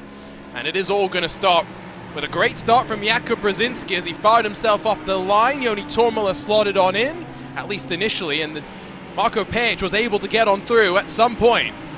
Yeah, much like what we saw in quarterfinal 1, the top 4 are absolutely fine, but you'll see here, Joni Tormala will get into the back of Brzezinski right at the front in towards turn 2. There it is, and that's maybe what allowed Page through, although we don't see it at the time, because this is where all the action is. Toman with a great pass down in towards turn 2. Then it all goes a little bit wrong. Now, the issue is really going to come is to people moving in the braking zone. I think if nobody moves in the braking zone here, Toman's going to find himself in a bit of trouble. But if Osgaard or de Jong are judged to have moved in the braking zone, then there could be something different there. It's a difficult one to call, really. Not as slam dunk as the Holtzman one. I don't think you can say de Jong moved. I think Osgaard moving is definitely a call that could be made in that situation. The question will be, from where is the send being judged from? Let's see another look. Again, we've got just a look at what we saw on the start. To be honest, though, Yuri Toman comes a day late and $1 short, and as much as maybe Osgaard's moving across, I'd argue Yuri Toman's doing the same. Is that a mitigating circumstance? I'm not sure it is, as Beneke and Fluke go side by side in live pictures. We'll stay with the replay and just watch them continue to fight in the final sector. Yeah, it was quite remarkable. Giassi and Fluke were going right at it here through turn 10. I think Fluke wanted to push Giassi out wide, but in the end they give each other room here. And Giassi, you're going to notice, just gets into the side of Fluke there, and I think that just aggravates the British driver enough to say, you know what, you can have some gravel if you like. And there we are, Giassi's down to 11th. If I'm honest, if I was Giassi, I'd be pretty furious, actually. I think I'd agree with you. We rejoin the equation with Beneke now back behind Jamie Fluke, and they're 1.5 seconds back from Tommy Osgaard. It took until, what, lap 7 or so before we knew what happened to Patrick Holtzman? It took a little while. I mean, you've got to give, maybe. No, maybe not that long. It might be 4 or 5 laps. But yeah, I think Toman can. He does have a defence. I don't think Holtzman had any leg to stand on, really. If he was to argue with the stewards, I think, you know, and he might well have accepted that. But I think Toman can argue the case that Osgaard also moved well into the braking zone there. But I think we have all agreed that de Jong didn't have any part to play. No, definitely. So the question I would guess is, if you're Tommy Osgaard, do you feel the need to go and get past Mitchell de Jong, or do you feel confident enough that Yuri Toman is going to have to give up some time? Stick with this battle, though, with Beneke and Fluke, 2 drivers that will tussle tomorrow at Watkins Glen, behind Giassi to the inside of Niels Naujoks. It's Audi on Audi, it's BMW on BMW, as Giassi wide at the apex, and Naujoks not letting him run all the way out to the exit curb, still alongside as they fly through the right-hand kink. Well, this is absolutely neck and neck between the two. Lots of rubbing as well. Giassi and Naujoks, the German, very late on the brakes and goes deep into the corner, and this is looking like a replay already of the battle he had with Jamie Fluke. Giassi gets pushed very much out wide there, And I have to say, a little bit less sympathy with Jesse on this occasion because there was a lot of shoulder rubbing there. Oh, I was just about to say Ian Porter was doing a great job, even through all the fighting, to have stayed on the back, and I think he has literally slipped up through the Mercedes-Benz arena as all of that fighting was happening. So he's going to be slightly disappointed, but continues to show some improvement, which is what you'd like to see. Back now with where really we've got to be focused. The train that's building up behind your race leader goes all the way back to 7th position, and Tommy Osgaard closes on the fellow Porsche of Mitchell de Jong. Yeah, I think even with penalty or without penalty, Osgaard can afford to take his time a little bit here. He knows that there's that 2.5 nearly gap to Jamie Fluke just behind, and so he can afford to just wait a moment, just see what's going to happen in front, see whether any penalties are going to be applied. But I don't think so. After viewing this now, I don't think race control will get involved. But you never know. So Osgaard can wait for that over the next couple of laps. But by the time lap 7, lap 8 kind of rolls around, you need to get right up close to the American and see where you can start making the move. Yeah, we're almost halfway through this third quarterfinal of the day, and getting ready to whittle out another 6 drivers from the semi-final field for this coming Monday. And let's not forget, every Friday it's going to be busy for these drivers through the end of April. Then they get a week off, I think, before heading to the penultimate round of the season in the first week of May. And then, of course, at the start of June, it's the 2-day major that we'll all have plenty of excitement about. Again, curious what you all think about what to have in addition for a future season of ESL R1. We talked about the Nurburgring, but Ewan, I don't think we actually said what tracks we'd like. We talked about Phil Denez getting a drive in the Italian GT Sprint Championship. What tracks from Italy do you want to see join the fun? Well, I guess Monza is the obvious one, but people will be... No? Okay. Get you out of here. So boring. Well, I don't want Imola because no one will be able to pass. That is also very boring. Yes, you're right. So Mugello? Yeah, but you have the passing problem a little bit. Maybe that's the halfway house that we need, because it would be quite nice to drive, and there is an overtaking opportunity as well, especially towards turn 1. And also, it's not actually replicated in very many sims, so maybe that's a shout. Oop. Oh, here we go, Toman. Slow down, and that's the penalty surely from race control. It promotes de Jong, it promotes Osgaard, but crucially, Yuri Toman going to be right in front of Benecca, behind Jamie Fluke. If Fluke can close up to the back of Osgaard, there's still a chance for Toman and Benecca, who are inside the top 10 in the championship, to find their way forward to a semi-final. Yuri Toman wants to preserve his record of making it to every final so far. Well, absolutely. I think that record is going to come to an end here, and another 2 of the 8 drivers coming into today who have made it to all of the semi-finals so far could well be ending out here. Yoni Tomala, by the way, has only made 1 final, but he's made his way through every quarter-final, hence why I didn't mention him earlier. He's also in this race. He's also in the top 3 right now. So there you go. Add him to the list. But either way, it looks like 2 of the biggest names in this championship, Yuri Toman and Max Benecca, could be heading their way out by the end of this. We've already seen Josh Rogers have his issue with getting to finals, and when he's in there, have issues of his own as well. So it's that sort of a championship. Vince Cusi points out Misano, which was what I was about to point out just before we saw the slowdown from Yuri Toman. Misano is a great GT3 track. It's in Italy. I think it lines up. Those were the requirements. Yeah, it's not a bad one actually, and once again, not too many sims have it either. So, and I'm sure as a GT3 based sim at the moment, and Mazzano's are very GT3 heavy in terms of the cars that race on it, other than bikes, of course, but that's different entirely. Well, I think we should say it's a GT3 focused competition, because we don't know what other cars are in the works. Yes, I know what you mean. I will very much take that point. Yuri Toman knows he's quick, and I don't think he wants to wait for Jamie Fluke to catch back up. To the outside into the hairpin. May have to try the switchback on the Apex Racing Team machine. There was a bit of a shove, but Yuri Toman alongside and now in front as they fly into the Mercedes-Benz arena. Jamie Fluke's going to have to fight this one hard.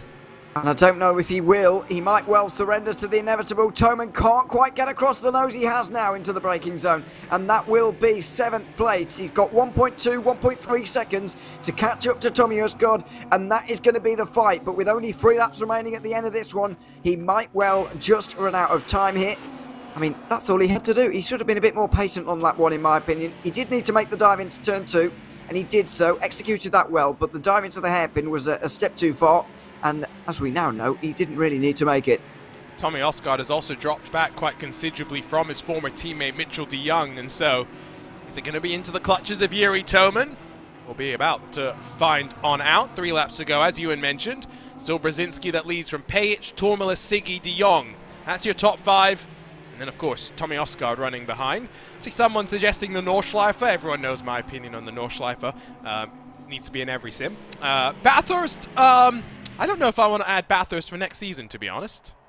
I do. That's not Niels Naujoks, by the way. That's Ian Porter, who is no longer running in last position. So something's happened to Niels Naujoks in that, or Jeff Giassi, as we now focus on Jeff Giassi. Something's happened to Niels Naujoks, so in the BMW MBS competition car, which does not bode well for them.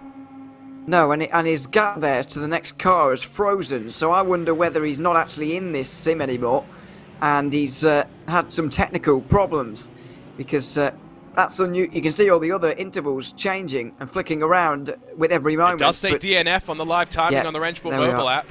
Yeah, so unfortunately, I think Naujoks is out of this one, but it will mean Ian Porter might well score a point here. Hey, his first points! Oh, that would be lovely to see it. Again, I think it's so interesting to watch how committed he is to learning something completely new. And let's be real, he's going up against the best of the best. He's not going up against you or me in an iRacing special event. He's putting himself right up there for everyone to judge him. And let's not forget, he was a long way off the back of the field in the first few races. But now, only 10 seconds off the back of the field. He's not really losing that much time, even after that spin. You know, he was right there with the battles. He was right there, and that was not the case at the start of the season at all. I think he's doing a better than a considerable amount of the people watching this. That's for sure. I think it's really cool to see, and I have no doubt that with more time he would actually be in a position to grab some pretty impressive race results, all things considered. Now, Brzezinski starts a bit of a breakaway as we come onto the penultimate lap of the race. Yuri Toman within 1 second of Tommy Osgaard, and Jamie Fluke not really closing on him. Fluke more concerned about Benecca in the rearview mirror. And I would not be shocked if we do see Benecca trying to fight, because like you mentioned, these drivers carry points from these rounds into the first day of the major, and Benecca still has a decent point advantage to those outside of the top 24, and so it's all now just about keeping himself in a great situation. Absolutely, just to try and get what he can from this race. He'll know now, Benecca, I think, that he won't be able to get through to the quarterfinal, but just you know, at least try and get that 1 extra point off Jamie Fluke, although Fluke will want it himself, because Apex haven't been having the best day either. And it's all going to be resting on Johan Harf, who hasn't seen a semi-final since the first round back at Spa. So you know, they're up against it here, and so are Miles, to be fair, which Benecca are a part of, which Benecca is a part of. Excuse me. They've had 3 go out so far, and it's all resting on the final driver, Yuri Kastorp. He's only made it to 1 semi so far. Do you know how tall Yuri Kastorp is? Has anyone mentioned that here today yet? Nobody's mentioned it today, but he is tall. So we have to make sure we mention it at least once, because it wouldn't be a show with Yuri Kastorp if we didn't mention it at least once. On to the final lap of the race. Still about a second, though, between Osgaard and Toman. Heroic may be on course to get 2 cars into the semi-final in consecutive races as Yuri Toman stretches the limits of the track, all in aid of just closing that little bit more on the Porsche as they try and work out of turn 2 with slipstream up towards the hairpin. Well, he's gained about half a second since he got through on Jamie Fluke here, but he's going to run out of time against the Norwegian, I would imagine. Tommy Osgaard looks like he's going to take the 6th and final position, and he's going to be, once again, a great example, Yuri Toman, of why qualifying is so important. Qualified 9th, up to 7th, even after the first couple of corners. That dive down here at the hairpin was a step too far, but if he'd have just qualified a 10th of a second better, then none of these problems would have existed for him. Vince Kuzi has said that in the Netherlands they call people like Yuri Kastorp, people that are so tall, a cast, which I've just translated. Closet is apparently the word. I don't... That means something else in English. Yeah, I was going to say. I'm trying to think. I'm sure that's not what it means. Yes, I hope it's not what it means. Anyway, front of the field. Oh, Jakub Brzezinski. It's looking good for Williams Esports after both Nikodem Wisniewski and then Dennis Schoninger advanced on forward from quarterfinals 1 and 2. They'll get a third one on forward, and Brzezinski, pole to victory. Oh, he's going to be one to contend in the semi-finals on Monday. He'll bring with him Marco Pech, Joni Tormela, Kevin Siggy, Mitchell de Jong, and Tommy Oscar through to the semi-finals out of quarterfinal number 3, as it's Williams Esports that grabs the victory. Another good performance from Williams to get another driver through. The classic duo of Wisniewski and Brzezinski both through, and some of the usual names as well. But some big surprises, in fact 3 big surprises. Toman, Beneke and Nyox all out of the in the quarterfinals, all inside the top 10 in points right now. They're going to be losing a lot in this round. We'll get the results for you just in a few moments' time, but again, an interesting quarterfinal, especially because there was plenty of action, but it's those big names that miss out that shows just what this format is all about, Ewan, which is trying to be consistent amidst what is inevitable chaos in these short races.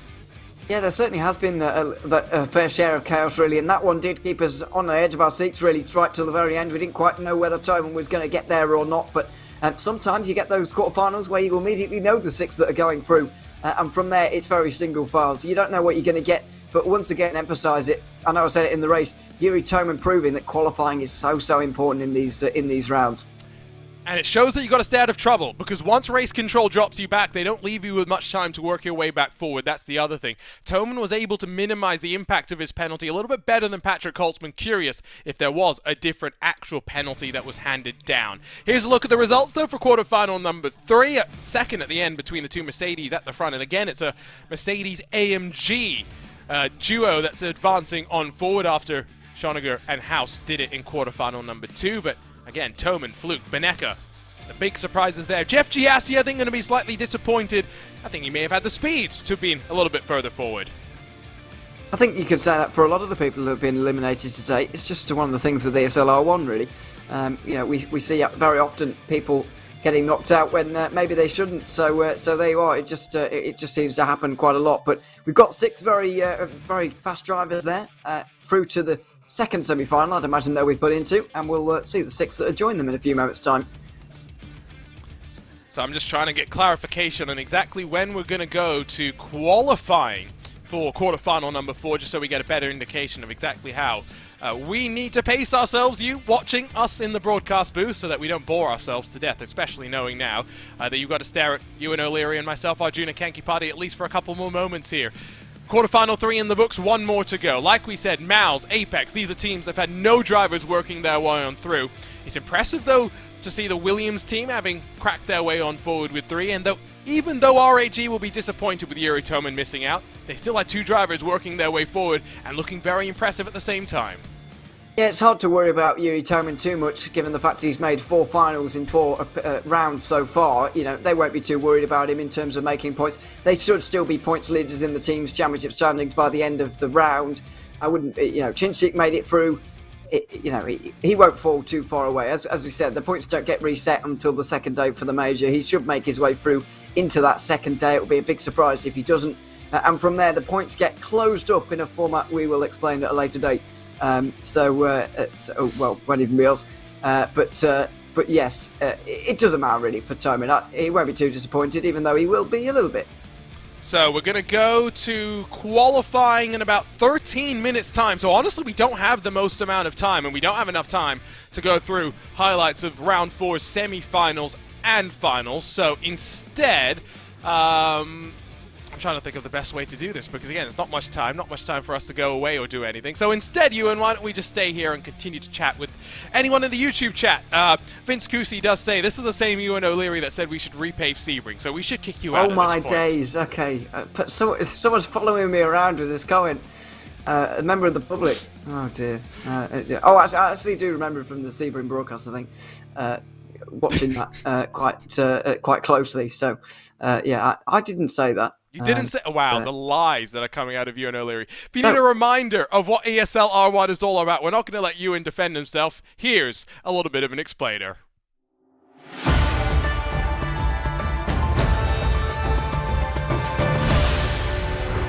This is everything you need to know before the ESL R1 2023 spring season kicks off.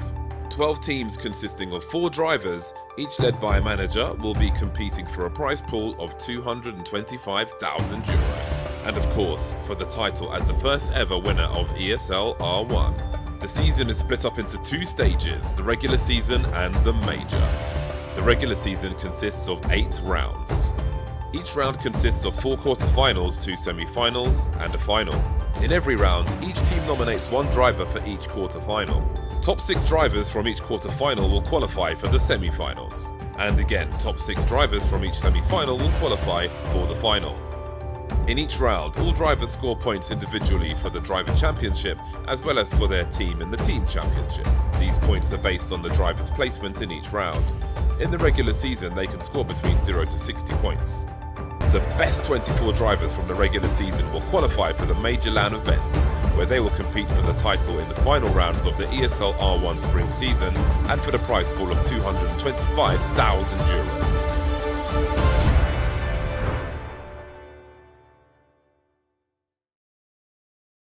So hopefully that made sense to you all as we get a bit of a look now at 3 more teams that we haven't chatted about so far today. We'll start with the team that, well, 1 driver struggling, 2 more looking very, very good because Marcel Chinchik, Erhan Yoski, Risto Capet and Yuri Toman have combined amongst the 4 of them. Yes, even though Capet has maybe struggled a little bit, to be the team championship leader by now almost a full 70 points. Absolutely.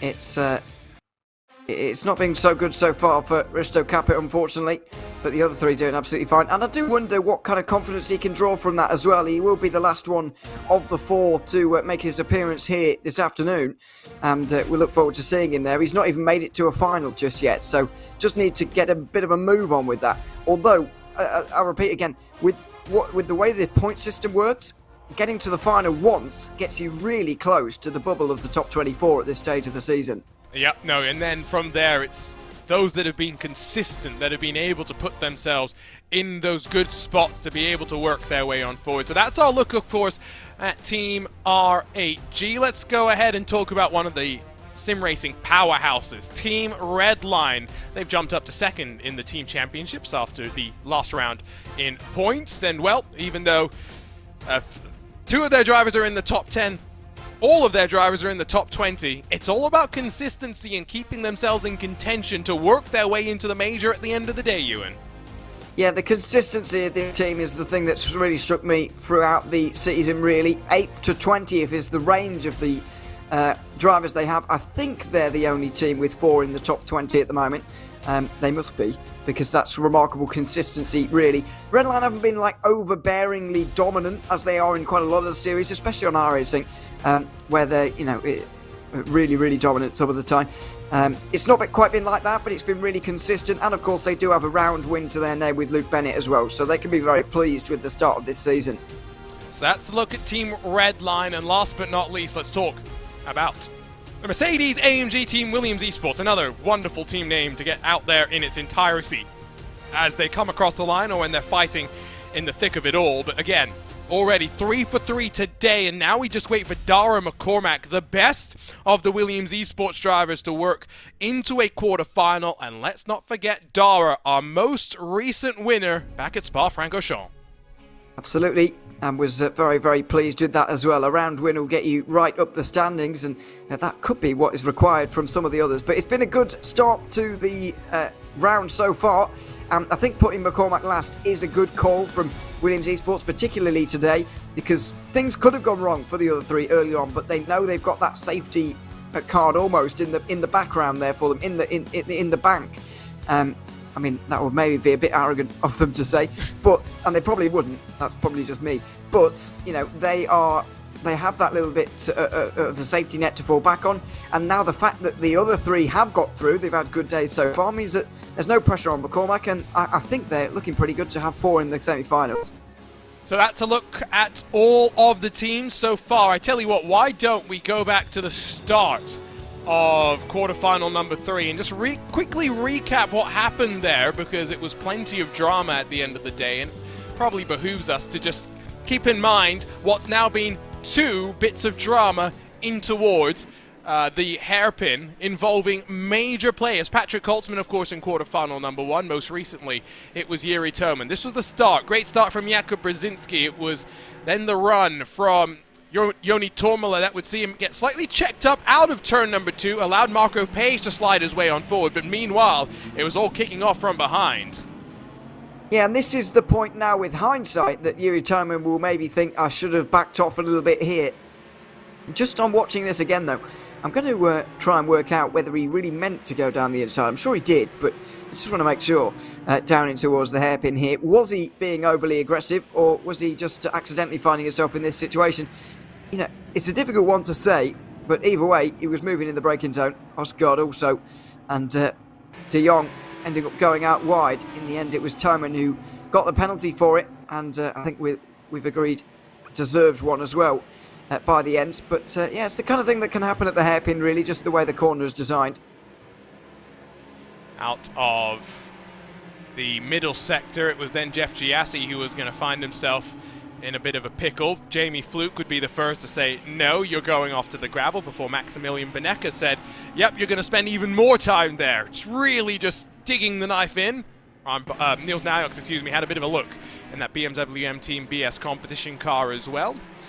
Vince Cusi asked, how many points do you get for where you finish? It's 6 for finishing in 7th in these quarterfinals, 5th for 8th, etc. No, not quite. Oh, have I got it wrong? It's 5 down to 1. Oh, you don't get yes. anything for 12. That's You're right. nearly right. I was off by 1. Programmer's nightmare. Those that know when it comes to that. After that, I'll be honest, I don't really remember on the top of my head, but if you ever want information, ESLR1.com is your home to go.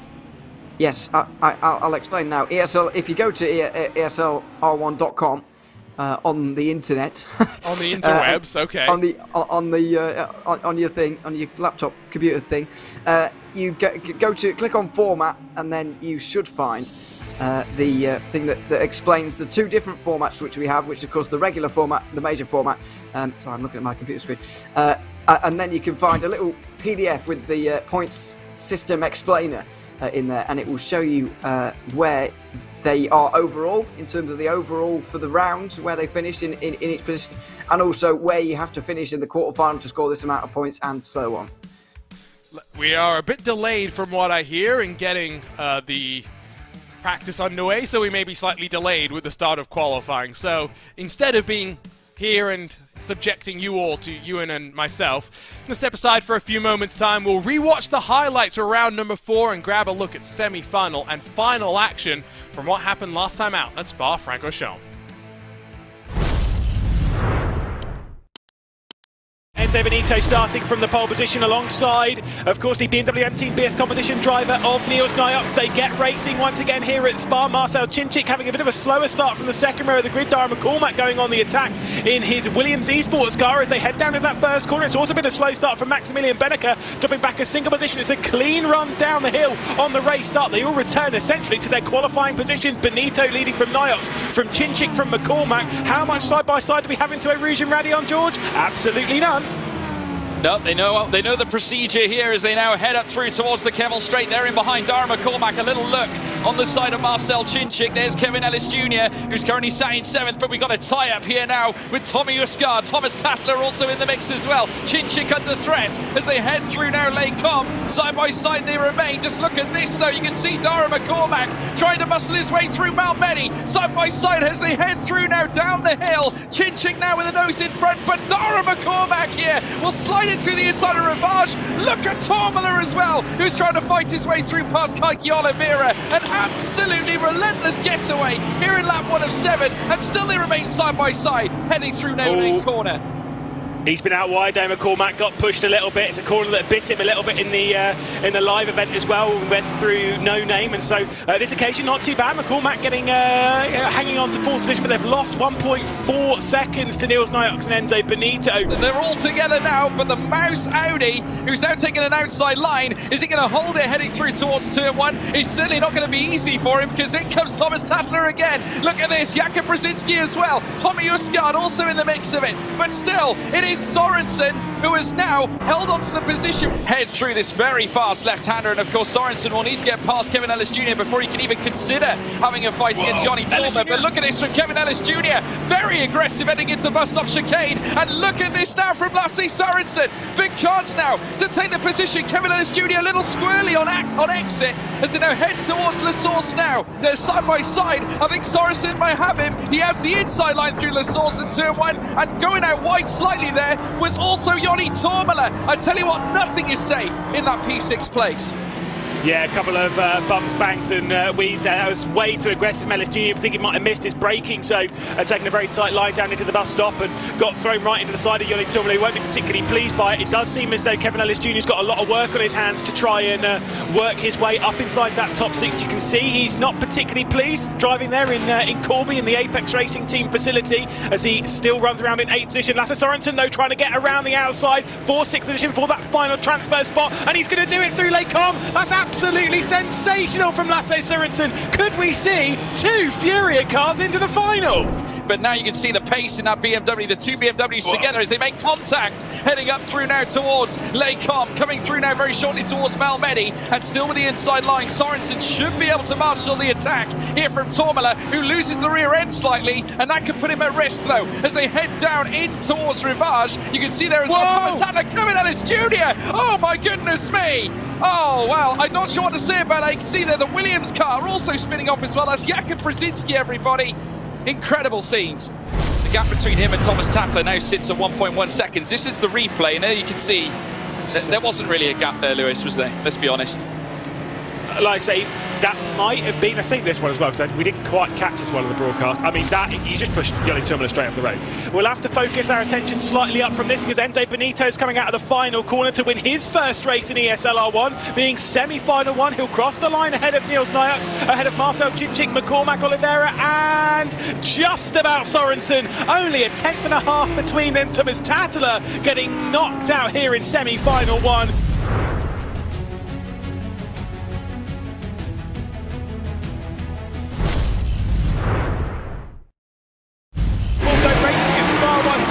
As it is a fantastic start from our pole sitter of Luke Bennett. But look at this from Siggy straight down the inside of Yuri Toman. Heading into the first corner, he's trying to attack to make it a team red line 1-2 as we head down the hill out of La Source. Again, all the side-by-sides in the background. I think Yuri Toman might have to lift out of this one. There is Bennett, your race leader. Then it is Siggy, so he has moved up into 2nd position. Yuri Toman down to 3rd. Then Fluke, Ozilderim and Moritz Lerner still keeping Josh Rogers at bay, George. Yeah, Luke Bennett getting off to a great start, but so did Kevin Siggy. Red line now, 1 and 2, but look at Toman, he's getting the toe up through towards Lake Com as well, but look at the red line cars, that defensive wall they're providing against the force of RAG. Yes. Jamie Fluke as well going side by side as well with Ulas Azilnerim. Look at Joshua Rogers, they're going to break into the top 6, can he do it? Lerner says no here at this point here on lap 1. Still it's Bennett in front, Siggy in 2nd, Toman in 3rd, and there you see Joshua Rogers constantly knocking at that door, but Lerner is failing to answer here.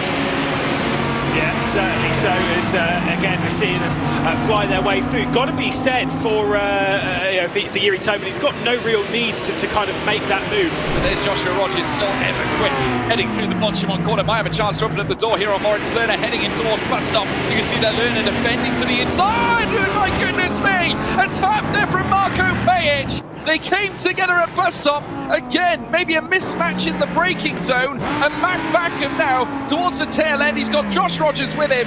Heartbreak here for Porsche Goanda.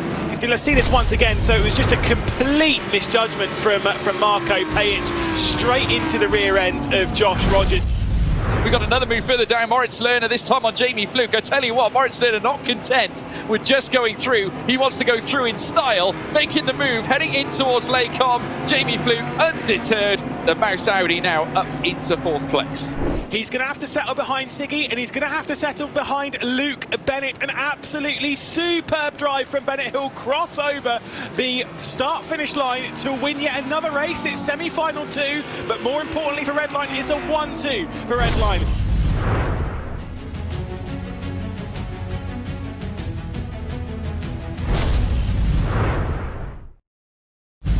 Yeah, indeed. Dara McCormack on pole position. Could we see our 4th different manufacturer winning in the 4th round of ESL R1? McCormack's the one with the control on that. He has a decent launch down towards the first corner. It was also a decent launch from 3rd position of Kevin Siggy, who's got down the inside of the Audi R8 of Yuri Toman. R8G out wide. That is going to be Kevin Siggy making progress for the second consecutive race down into that first corner. Dara McCormack hanging on to the race lead. Plenty of side-by-side. They're all going to be jostling for positions as they head down towards Eau Rouge and Radion. It is single file towards the front. McCormack, Toman, Siggy, Nyox, Benito and Oliveira inside that top 6. I don't think there's been any major dramas as we head up towards Les Combes for the first time. What's going to happen here? Kevin Siggy into the slipstream. He's going to try and go for a move on Dara McCormack, the race leader, as they head down towards Les Combes. You can make this stick around the outside if you are brave, and trust me, Siggy's the braver than most as he sends it through the outside of Les Combes. Dara McCormack, though, calm as you like as we head through Malmedy, is going to hang on to the race lead. Blissful start there from Dara McCormack, exactly what he needed, a little shake of the wheel to try and maintain the grip as they now enter Rivage. But you can see now Kevin Siggy, ever relentless is the Slovenian as he now works his way through this next sector, now deep dive in towards Jackie X corner. McCormack holding his own, Benito now in 4th, chasing Yuri Toman, who lost that front row spot at the helm of Kevin Siggy, who got the launch of his life, heading out of La Source, heading through towards Eau Rouge and Radion, but no one can usurp Dara McCormack. Could this be a huge result here for Williams? But we've still got plenty of laps to go. Side by side between Bennett and Lerner in the background. Bennett down the inside coming through Fania. He's got the outside for the second part though, so he's going to have to wrestle this one through. Bennett's trying to make it stick. He's trying to get himself involved. This is not where the round 3 winner was expecting himself to be in this. It's not where Mouse expected themselves to be, battling over the final position in the final. You're absolutely right though. An absolutely sterling at the start to the race for Dara McCormack. Yeah, rounding now the Blanchimont corner side by side they remain. Jamie Fluke there with the inside line heading in towards bus stop, but can Sorensen continue his rampant rise? He's got Marcel Chinchik on his inside as well, who looks to take him. Super move from Marcel Chinchik, opportunistic to say the least, and they remain side by side, heading down towards La Source now. Jamie Fluke still in 7th, Chinchik giving chase as they make their way into turn 1. Can Chinchik secure it off Sorensen? They rip the paint off each other's cars as they exit out of turn 1 here on lap 2. Still side by side now, but Chinchik with enough of a rise, heading out of turn 1, the overspeed prevailing as they head up through Rouge and Radion. It's Chinchik up into 8th place.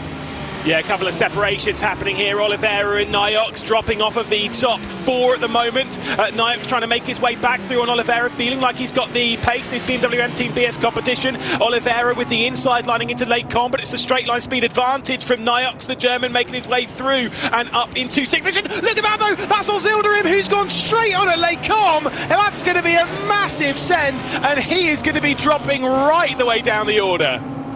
Contact there and a little adjustment there from Kevin Siggy as Yuri Toman might have caught him by surprise as they make their way down through. Now, is that a team tactic to bring Benito into the fight? Look at this now, Yuri Toman inside line in towards turn 1. It's now kicking off here at Spa-Francorchamps as now the RAG Audi LMS R8 powers through into 2nd place. Yuri Toman now at the, well, certainly at the height of his might here in P2, but look at Kevin Siggy coming back fighting as they go over the crest here at Eau Rouge and Radion.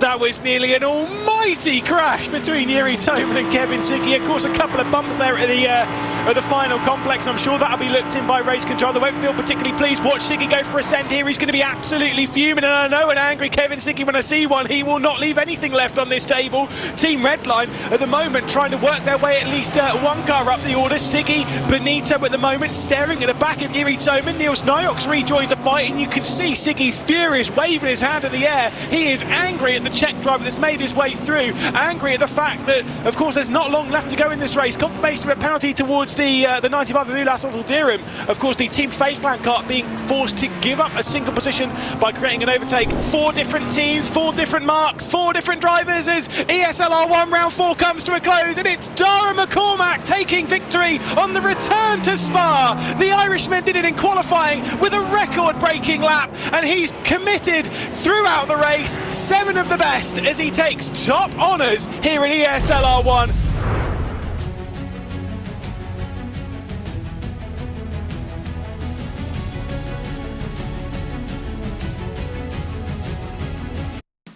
Well, hello everyone, welcome back to RaceSpotTV with quarterfinal number 4 getting ready to go for qualifying. That was a recap of what we saw in the last online round, as Dara McCormack, as Lewis put it. 4 different races, 4 different manufacturers, and 4 different winners, Ewan. Absolutely, it's been really fantastic, and for all the people moaning about, bouncer performance, all of that, it's a GT3 championship. Yeah, it's been pretty well balanced in terms of the teams and manufacturers so far, but on Monday we'll find out whether we'll get the first repeat winner of the season, well, maybe, but to have 4 different winners from the first half of the season is fantastic. See some suggestions in our YouTube chat that should make the finals a little bit longer. Don't necessarily disagree with that. We've had you joined me, Lewis, and Luke Crane for part of our VCO Esports Racing League, so you know a little bit about how we change our format up as we work through what's a similar sort of esports racing kind of an event. I like trying different things, and so we reduce the race lengths after rounds 1 and 2 in the in-person events for online rounds, but not be opposed to seeing the finals going up a little bit more in distance. Yeah, but maybe the final just back up to where they were before in terms of the amount of laps. I mean, I was pretty surprised actually to see them change halfway through the season. The amount of points that you actually gain. The amount of laps in a race, I should say.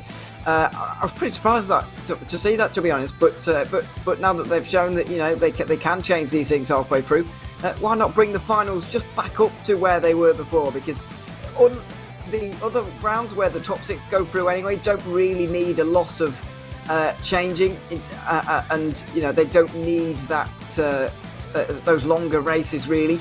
But the finals certainly do, because that is the last race and everybody knows it and everybody really goes for it then. Absolutely. Well, I think practice is going to be drawing itself to a close, and we'll get ready to go for qualifying. Still, no one has been faster than Dane Warren, who set the benchmark for the track here at the Hockenheim ring. What was it, a 1:36.05 or something in that kind of a ballpark?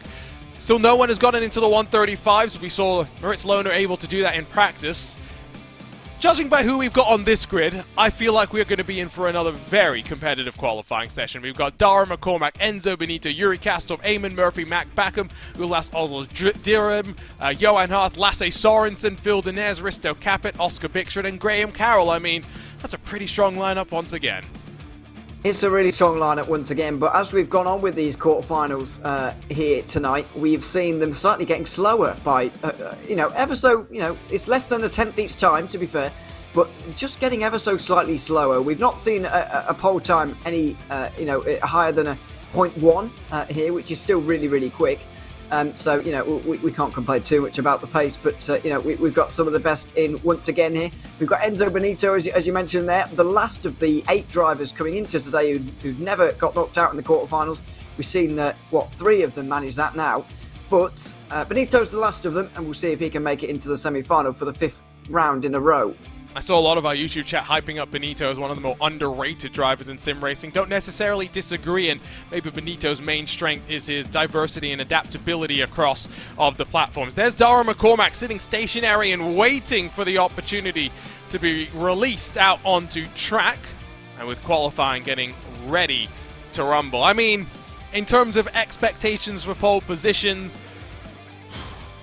I don't even know who I'd probably predict. McCormack's got some form on his side, and he'll roll off first, but surely Benito's one to watch as well. I'm not making any predictions because my 2 picks last time went to 9th and 11th. Oh, so you're sitting on the fence, you're getting splinters. I'd happily do that rather than get daggers by the end of the session. Let's ride on board with McCormack through turn number 1, clatters over the inside curb, but very much careful about how much he runs out wide before heading down into turn number 2. So important to get through the braking zone here safely and keep it tight to the inside if you can to try and sweep your way out of turns 3 and 4 on the long run down in towards the hairpin. Say 4.5 kilometers, 17 turn track that has seen so much change over the years. This most recent one back in 2002 by Herman Tilke. Through the parabolica, braking just after the 150 board in towards the hairpin. McCormack nice and tight to the apex as well, and trying to get onto the power nice and early. Most importantly, trying to stay out of the traction control and avoid bogging down the car. He'll flip his way through the fast right-hand kink and then lead himself into the Mercedes-Benz arena, trying to spot his braking zone on the right. Not so aggressive with the anti-cut curb through turn 8 and just now trying to balance his momentum out of turn number 10 to run himself into that final stadium section. It's through Mobile 1 at turn 11 where you see McCormack using a lot of lock to get the car rotated into the corner early and bouncing over the curbs off the exit. Sachs corner cambered in initially, but then it's so easy if you're side by side through here to be funneled off of the line. Not such an issue when you're flying through in qualifying. Just 2 more corners. Double right-hand complex where you got to be careful about how wide you run through both of the right-handers, especially through the middle part of it, trying to maintain the momentum. McCormack with the benchmark about a 136. Oh. He'll be the first to do a 135. It's a 135.919. And it's not even close to a 36, it's a whole 800ths underneath. Absolutely fantastic from Dara McCormack with the lap of the day. And surely that will remain the case. Enzo Benito can only go a quarter of a second slower. That is not being beaten. I will throw the benchmark down. Yuri Kastorp, can he be the only one of the Mouse contingent to fight his way out of a quarterfinal? It will be a 36.295. It's 4/10 off of McCormack, and more worryingly, it's a full 10th off of Benito. It'll be Eamon Murphy next to wrap to the line in the G2 Esports BMW. Here he comes, looking to round off a great day for G2 Esports. All in all, that's not a great lap, though, unfortunately, for Eamon Murphy. It's still pretty quick, but unfortunately, 6/10 down on McCormack. Now the open door is really for everybody else. Still 2/3 of this field to come yet. And the lap times so far are very beatable, apart from McCormack's, of course. Incredible stuff. I am still in awe. Mac Backham up to 3rd. Ulas Ozildirim now for FaZe Clan in the second one of the Porsches that will cross the line. Can the Turkish driver find some improvement? No, it's a 36.5. He's the slowest of the time so far. Yeah, everybody going a little bit slower than expected, really. Here's Johan Harv, who hasn't been to a semi-final since the first round of the season. He's been slipping and sliding in the standings ever since. Over the line he will go, and it's only 5th place. These gaps are very big for ESL R1. Yeah, this is a surprise. Well, the gaps are big, but it's also relative to Dara McCormack just blowing the field away. It's only half a 10th between Backham and Benito. Another 3/4 of a 10th as Lasse Sorensen with a slowdown at some point on that lap. Such an impressive showing on ESL R1 debut a couple of weeks ago. He's got an uphill battle to climb now as Phil Denez, also not looking the most strong, has signed a contract to go racing in GT3 cars in the real world. It's only 6th for now. It is for the moment, but I'm not writing anybody off from this race, I wouldn't say. It's a very, very wide open one. In terms of the pace of these guys, we normally see them so close together. This is an anomaly as Risto Kapik goes over the line in 9th place. This is a bizarre session.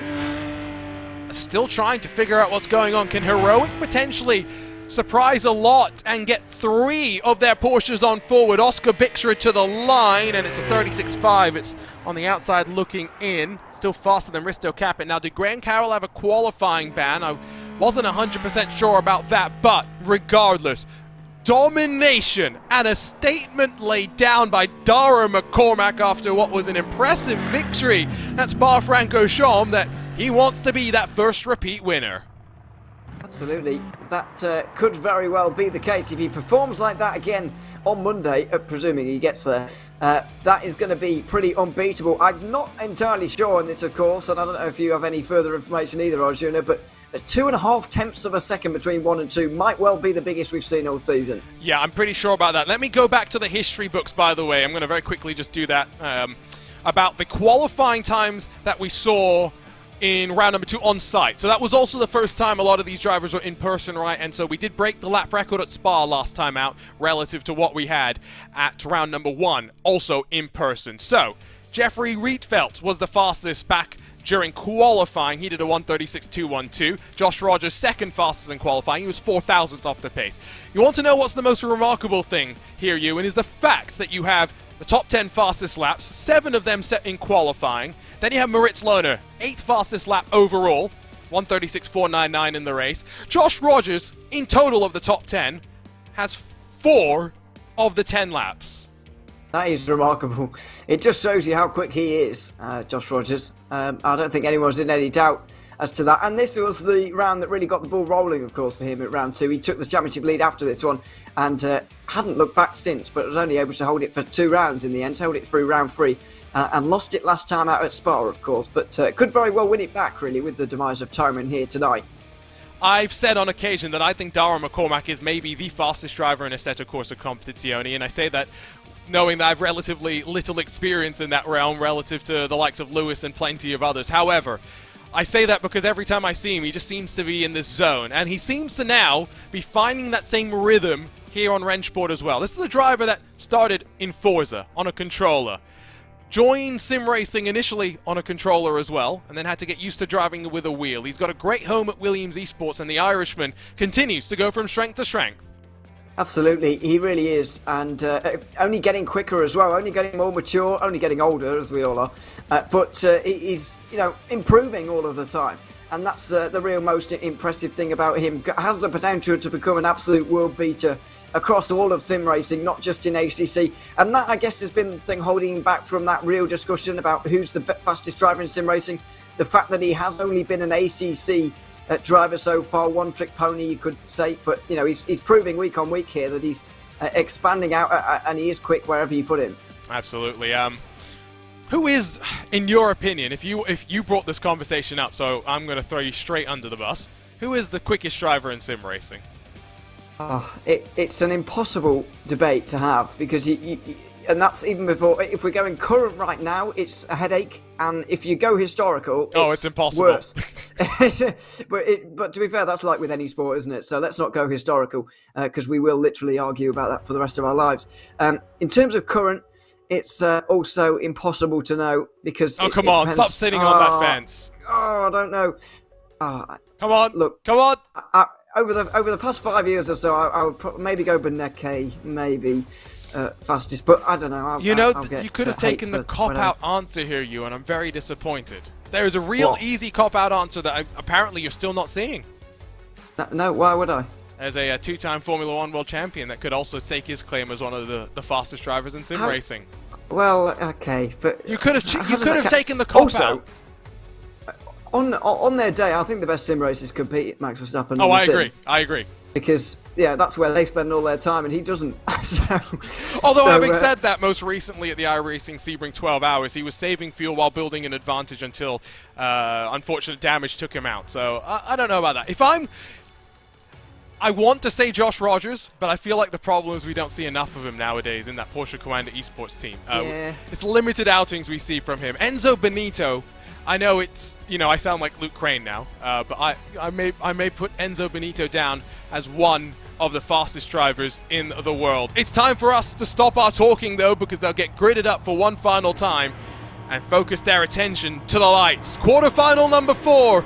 On deck, 6 more spots in the semi-finals on Monday, getting ready to rumble.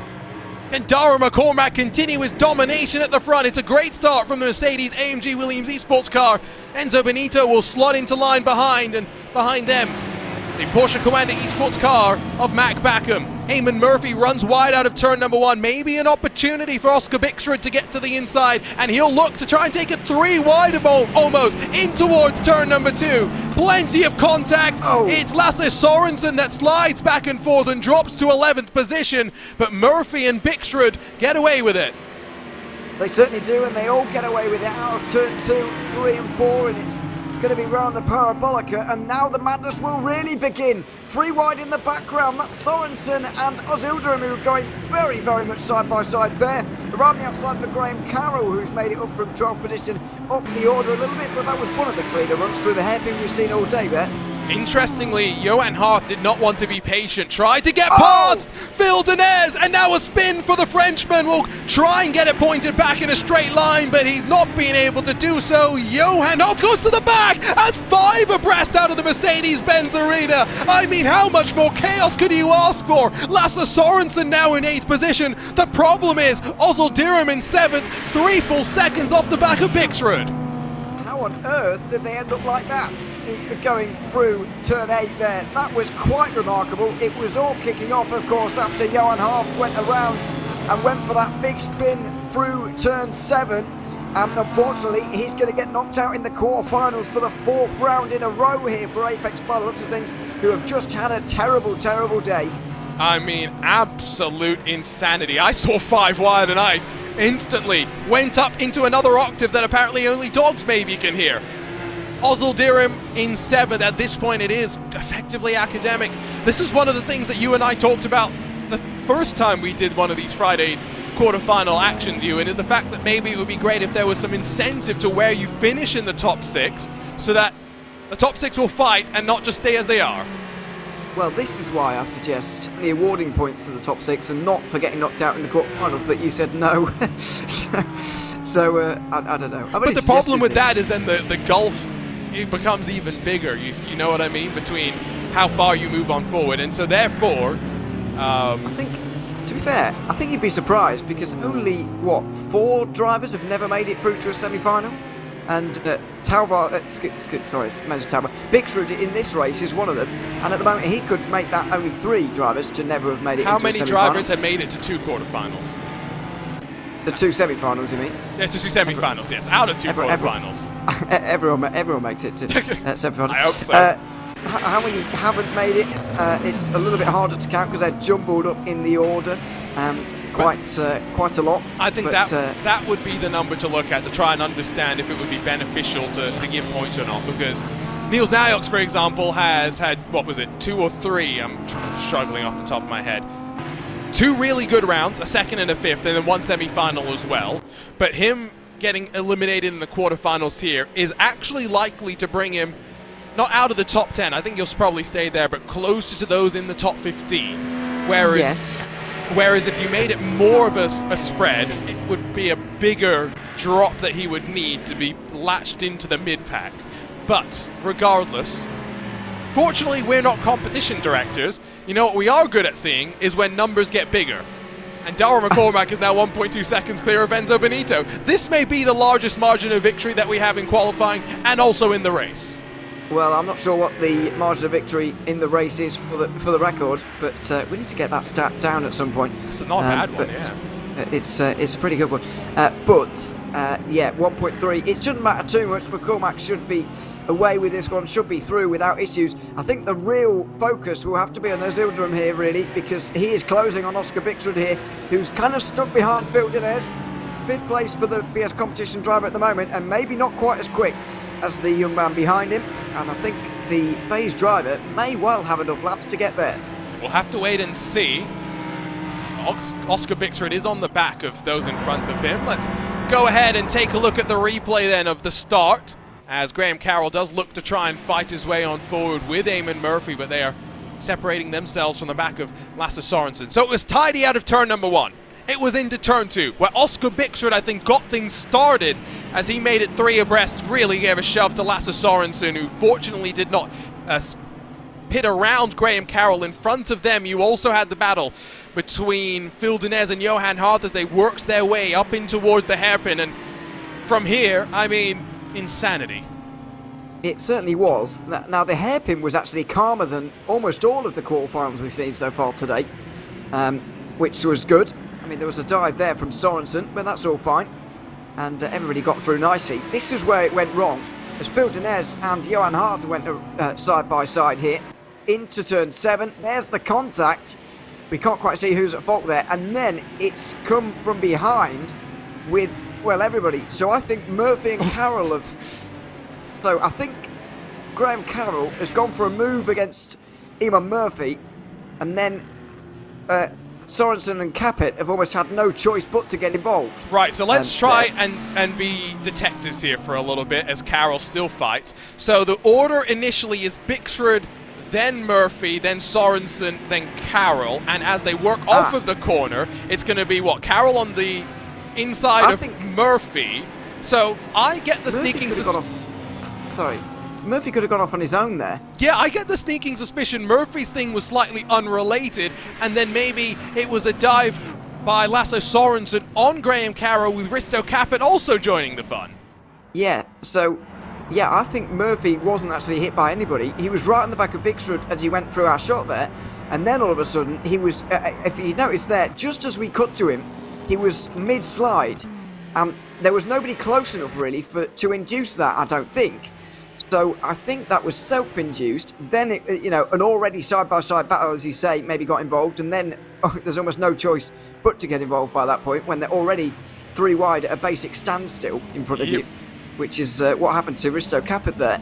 And that might be how it happened, but other than that, don't know. I tell you what, though, you were right about Ozil Dirham having enough speed to be able to close up. He's now within 1 second of Oscar Bixrud as the lead gap stretches to 2.2. Phil Dinez also dropping back off Yuri Kastorp, who does look like he'll bring Mouse Esports at least one semi-final opportunity here in round number 5 of ESL R1. There's Lasse Sorensen for a moment. There's Dara McCormack. I mean, incredible. I am worried for the rest of the field about what Monday is going to hold, because if this is what he's doing to Enzo Benito, who is really going to be able to challenge him? Let's not forget Benito is, as always, ever consistent.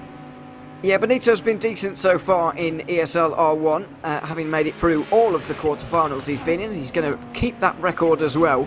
But he's only been to 2 finals so far, only 7th in the standings as well, tied with Niels Nykes at the moment. So I don't think, it's his best performance in terms of, sorry, I don't think he's on top form at the moment in ESL R1 in terms of getting to grips with Rensport and whatever, but he's doing decently well enough. I think far more the fact that it's just McCormack destroying everybody else here at the moment. I mean, he's going to end up with a 5-second win margin by the end of this at this rate. Probably. Hypermac Backham looks like he'll grab what will be a 4th consecutive semi-final appearance. Oh, sorry, Dinez, all over the place there. Yeah. But he's okay. I would be worried if I was Dinez, though. Losing track of those in front. Bixrud getting closer and closer. Ozil Dirham now still consistently 1 second off the back of Oscar Bixrud. Dinez looks like he might be struggling halfway through the race with the tyres on that BMW.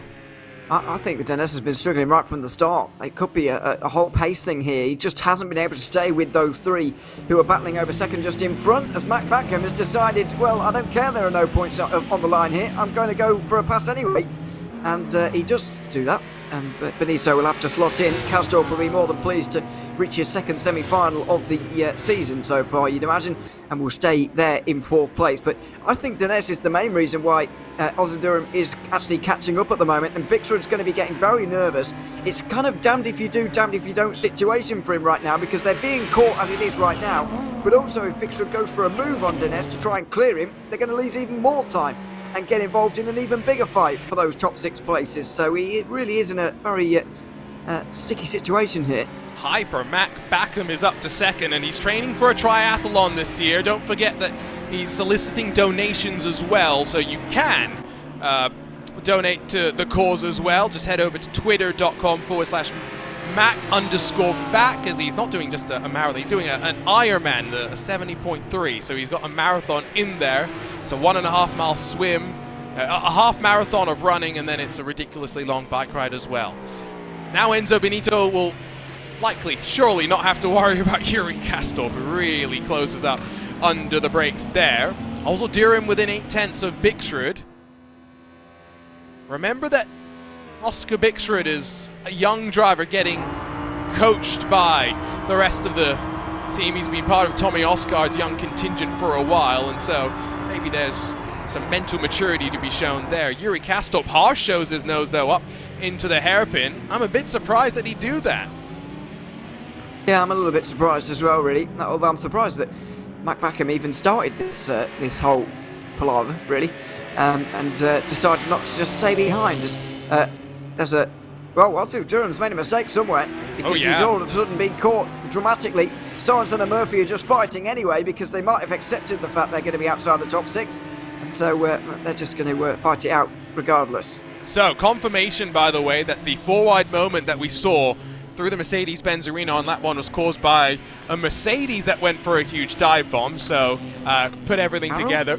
Graham Carroll, unfortunately the instigator of all of that madness. And so maybe that clarifies things, albeit slightly.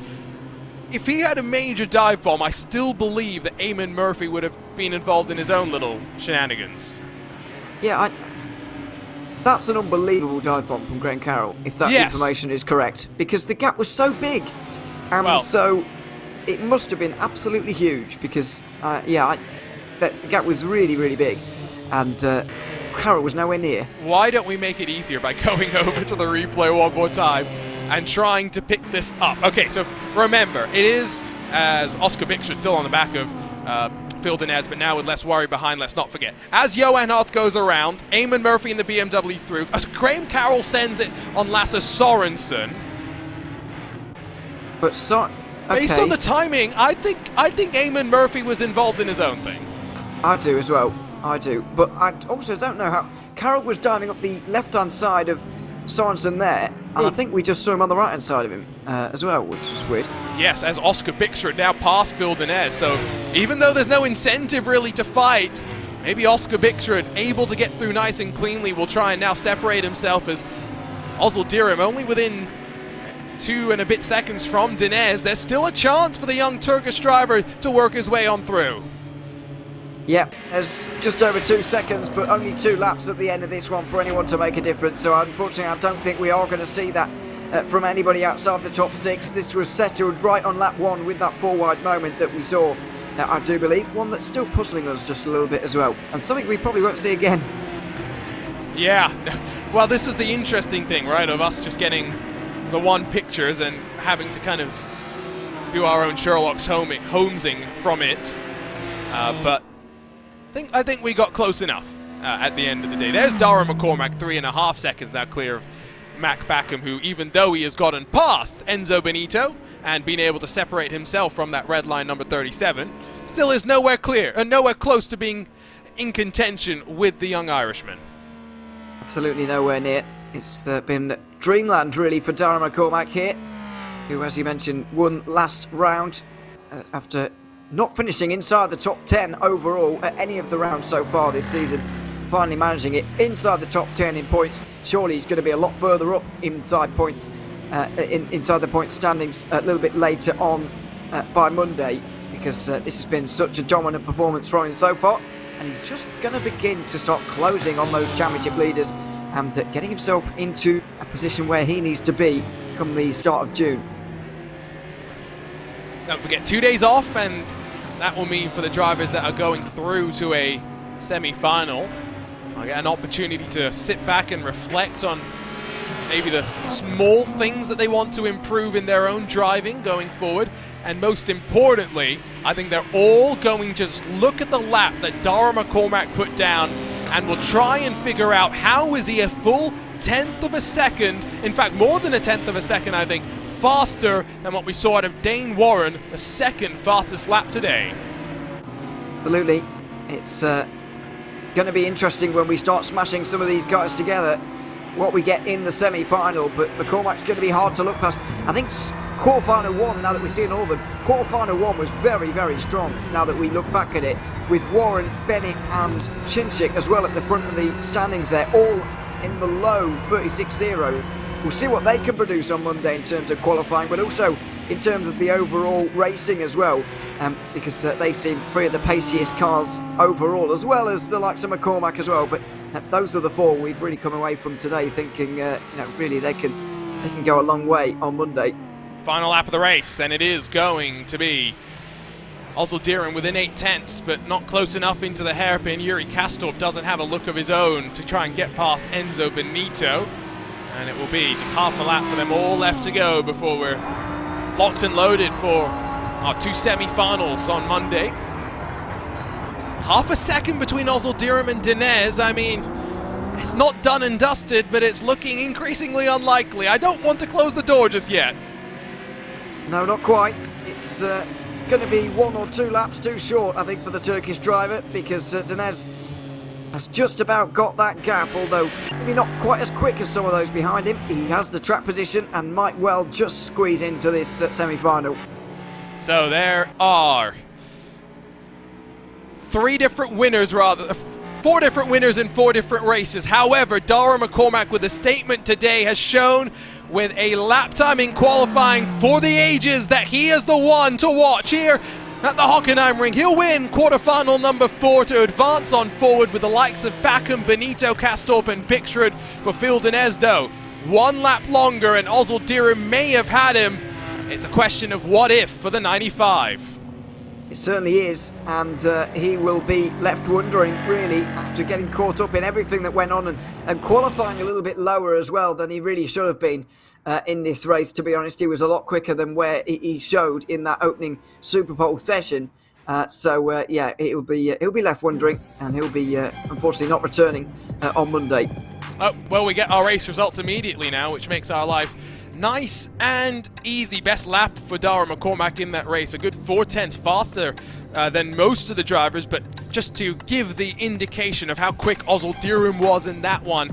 Misses out, yes, on a spot in the semi-finals, but he was a 10th off of Dara McCormack's fastest lap, second fastest car on track. Look at Eamon Murphy's best lap, Lasse Sorensen's as well. Graham Carroll's was pretty good. So, you know, lots of those drivers outside the top six could have very well qualified from there, but this is what you get in ESL R1, 48 of the best drivers in sim racing. And so it's hard to look past any of them. And unfortunately, 6 of them going home there immediately. Sorensen, after making the final last time, fourth time in a row now. So that was a look at our quarterfinal 4 results, and gives us a few moments just to wind things to a close here on RaceSpotTV before we say goodbye and we leave you in the hands of the great team over at ESL for coverage on Monday. Ewan, a quarterfinal with some updates coming into the round about how the cars will behave in competition with one another. And yes, quarterfinal 1 I think set some expectations that maybe some of the other quarterfinals didn't live up to, but what we have seen is that as much as we don't like the Hockenheim Rings changes, it's still a fun racetrack to go racing around. It's not bad. Of course, we'd all like the old configuration back and whatever, and we can talk about that. But it, you know, it's produced some decent racing here, and especially quarterfinal 1, probably the pick of the bunch. Quarterfinal 4 was pretty good, although a lot of it came at the start. Quarterfinal 2 settled from very early on, while quarterfinal 3 just left us waiting a little bit to the end, although nothing happened in the end. So all of them offering a little bit different, something a little bit different, and that's why we keep tuning into these. But the real drama, as you say, will come on Monday with Lewis and George, and we very much look forward to watching that, because that's where the real points, or most of the points, are scored and earned.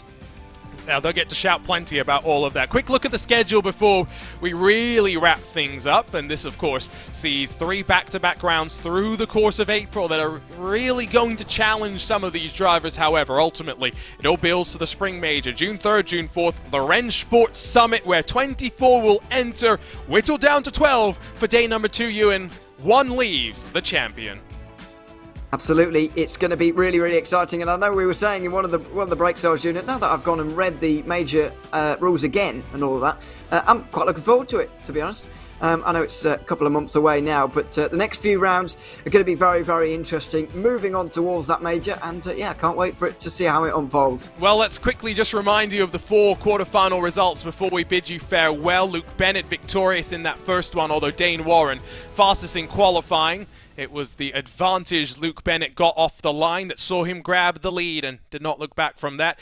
Good day for James Baldwin, able to fight his way back up forward into a semi-final, but Isaac Price, Kevin Ellis Jr., Rainer Talvar, Patrick Holtzman and Tim Yarshell, along with Mikkel Garda, saw the 6 drivers that would say goodbye to us after that first quarterfinal of the day. Then we went on over to quarterfinal number 2, and even though they qualified in the same order, Porsche Coanda, Redline and RAG, this time Rogers with a slightly better start was able to get himself into turn 1 safely. 36.366 may have been one of the fastest race laps that we saw, and did compare quite favorably with some of our qualifying laps as well. Ultimately, Pete Berryman, the 2nd consecutive Apex Racing Team car, eliminated, along with Robbie Stapleford, Moritz Lohner, who sits in the top 4 in the championship, Lucas Muller, Ryan Barneveld and Victor Veloso. It was the first of the heroic cars that advanced on forward, while Williams and RHG 2 for 2, along with the Mercedes AMG Petronas team.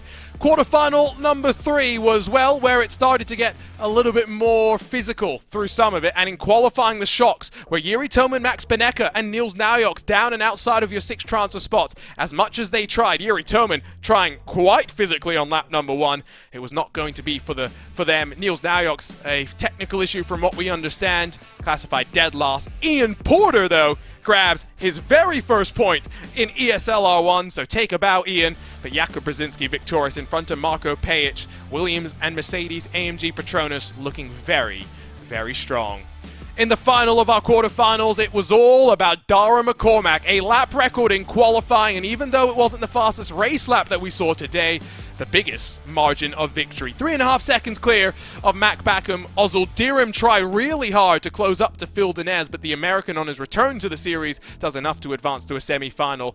Yuri Kastup, the only one of our mouse drivers that advances. He's going to be very keen to make a good showing in that semi-final on Monday. Niels Naujoks, by the way, does confirm it was a technical issue. Ozil Dirham joined by Murphy, Sorensen, Harth, Carroll and Capit in not advancing on forward. With that said, though, it's time to bid you farewell. ESL R1 on Twitch and YouTube, that's your home for the action on Monday.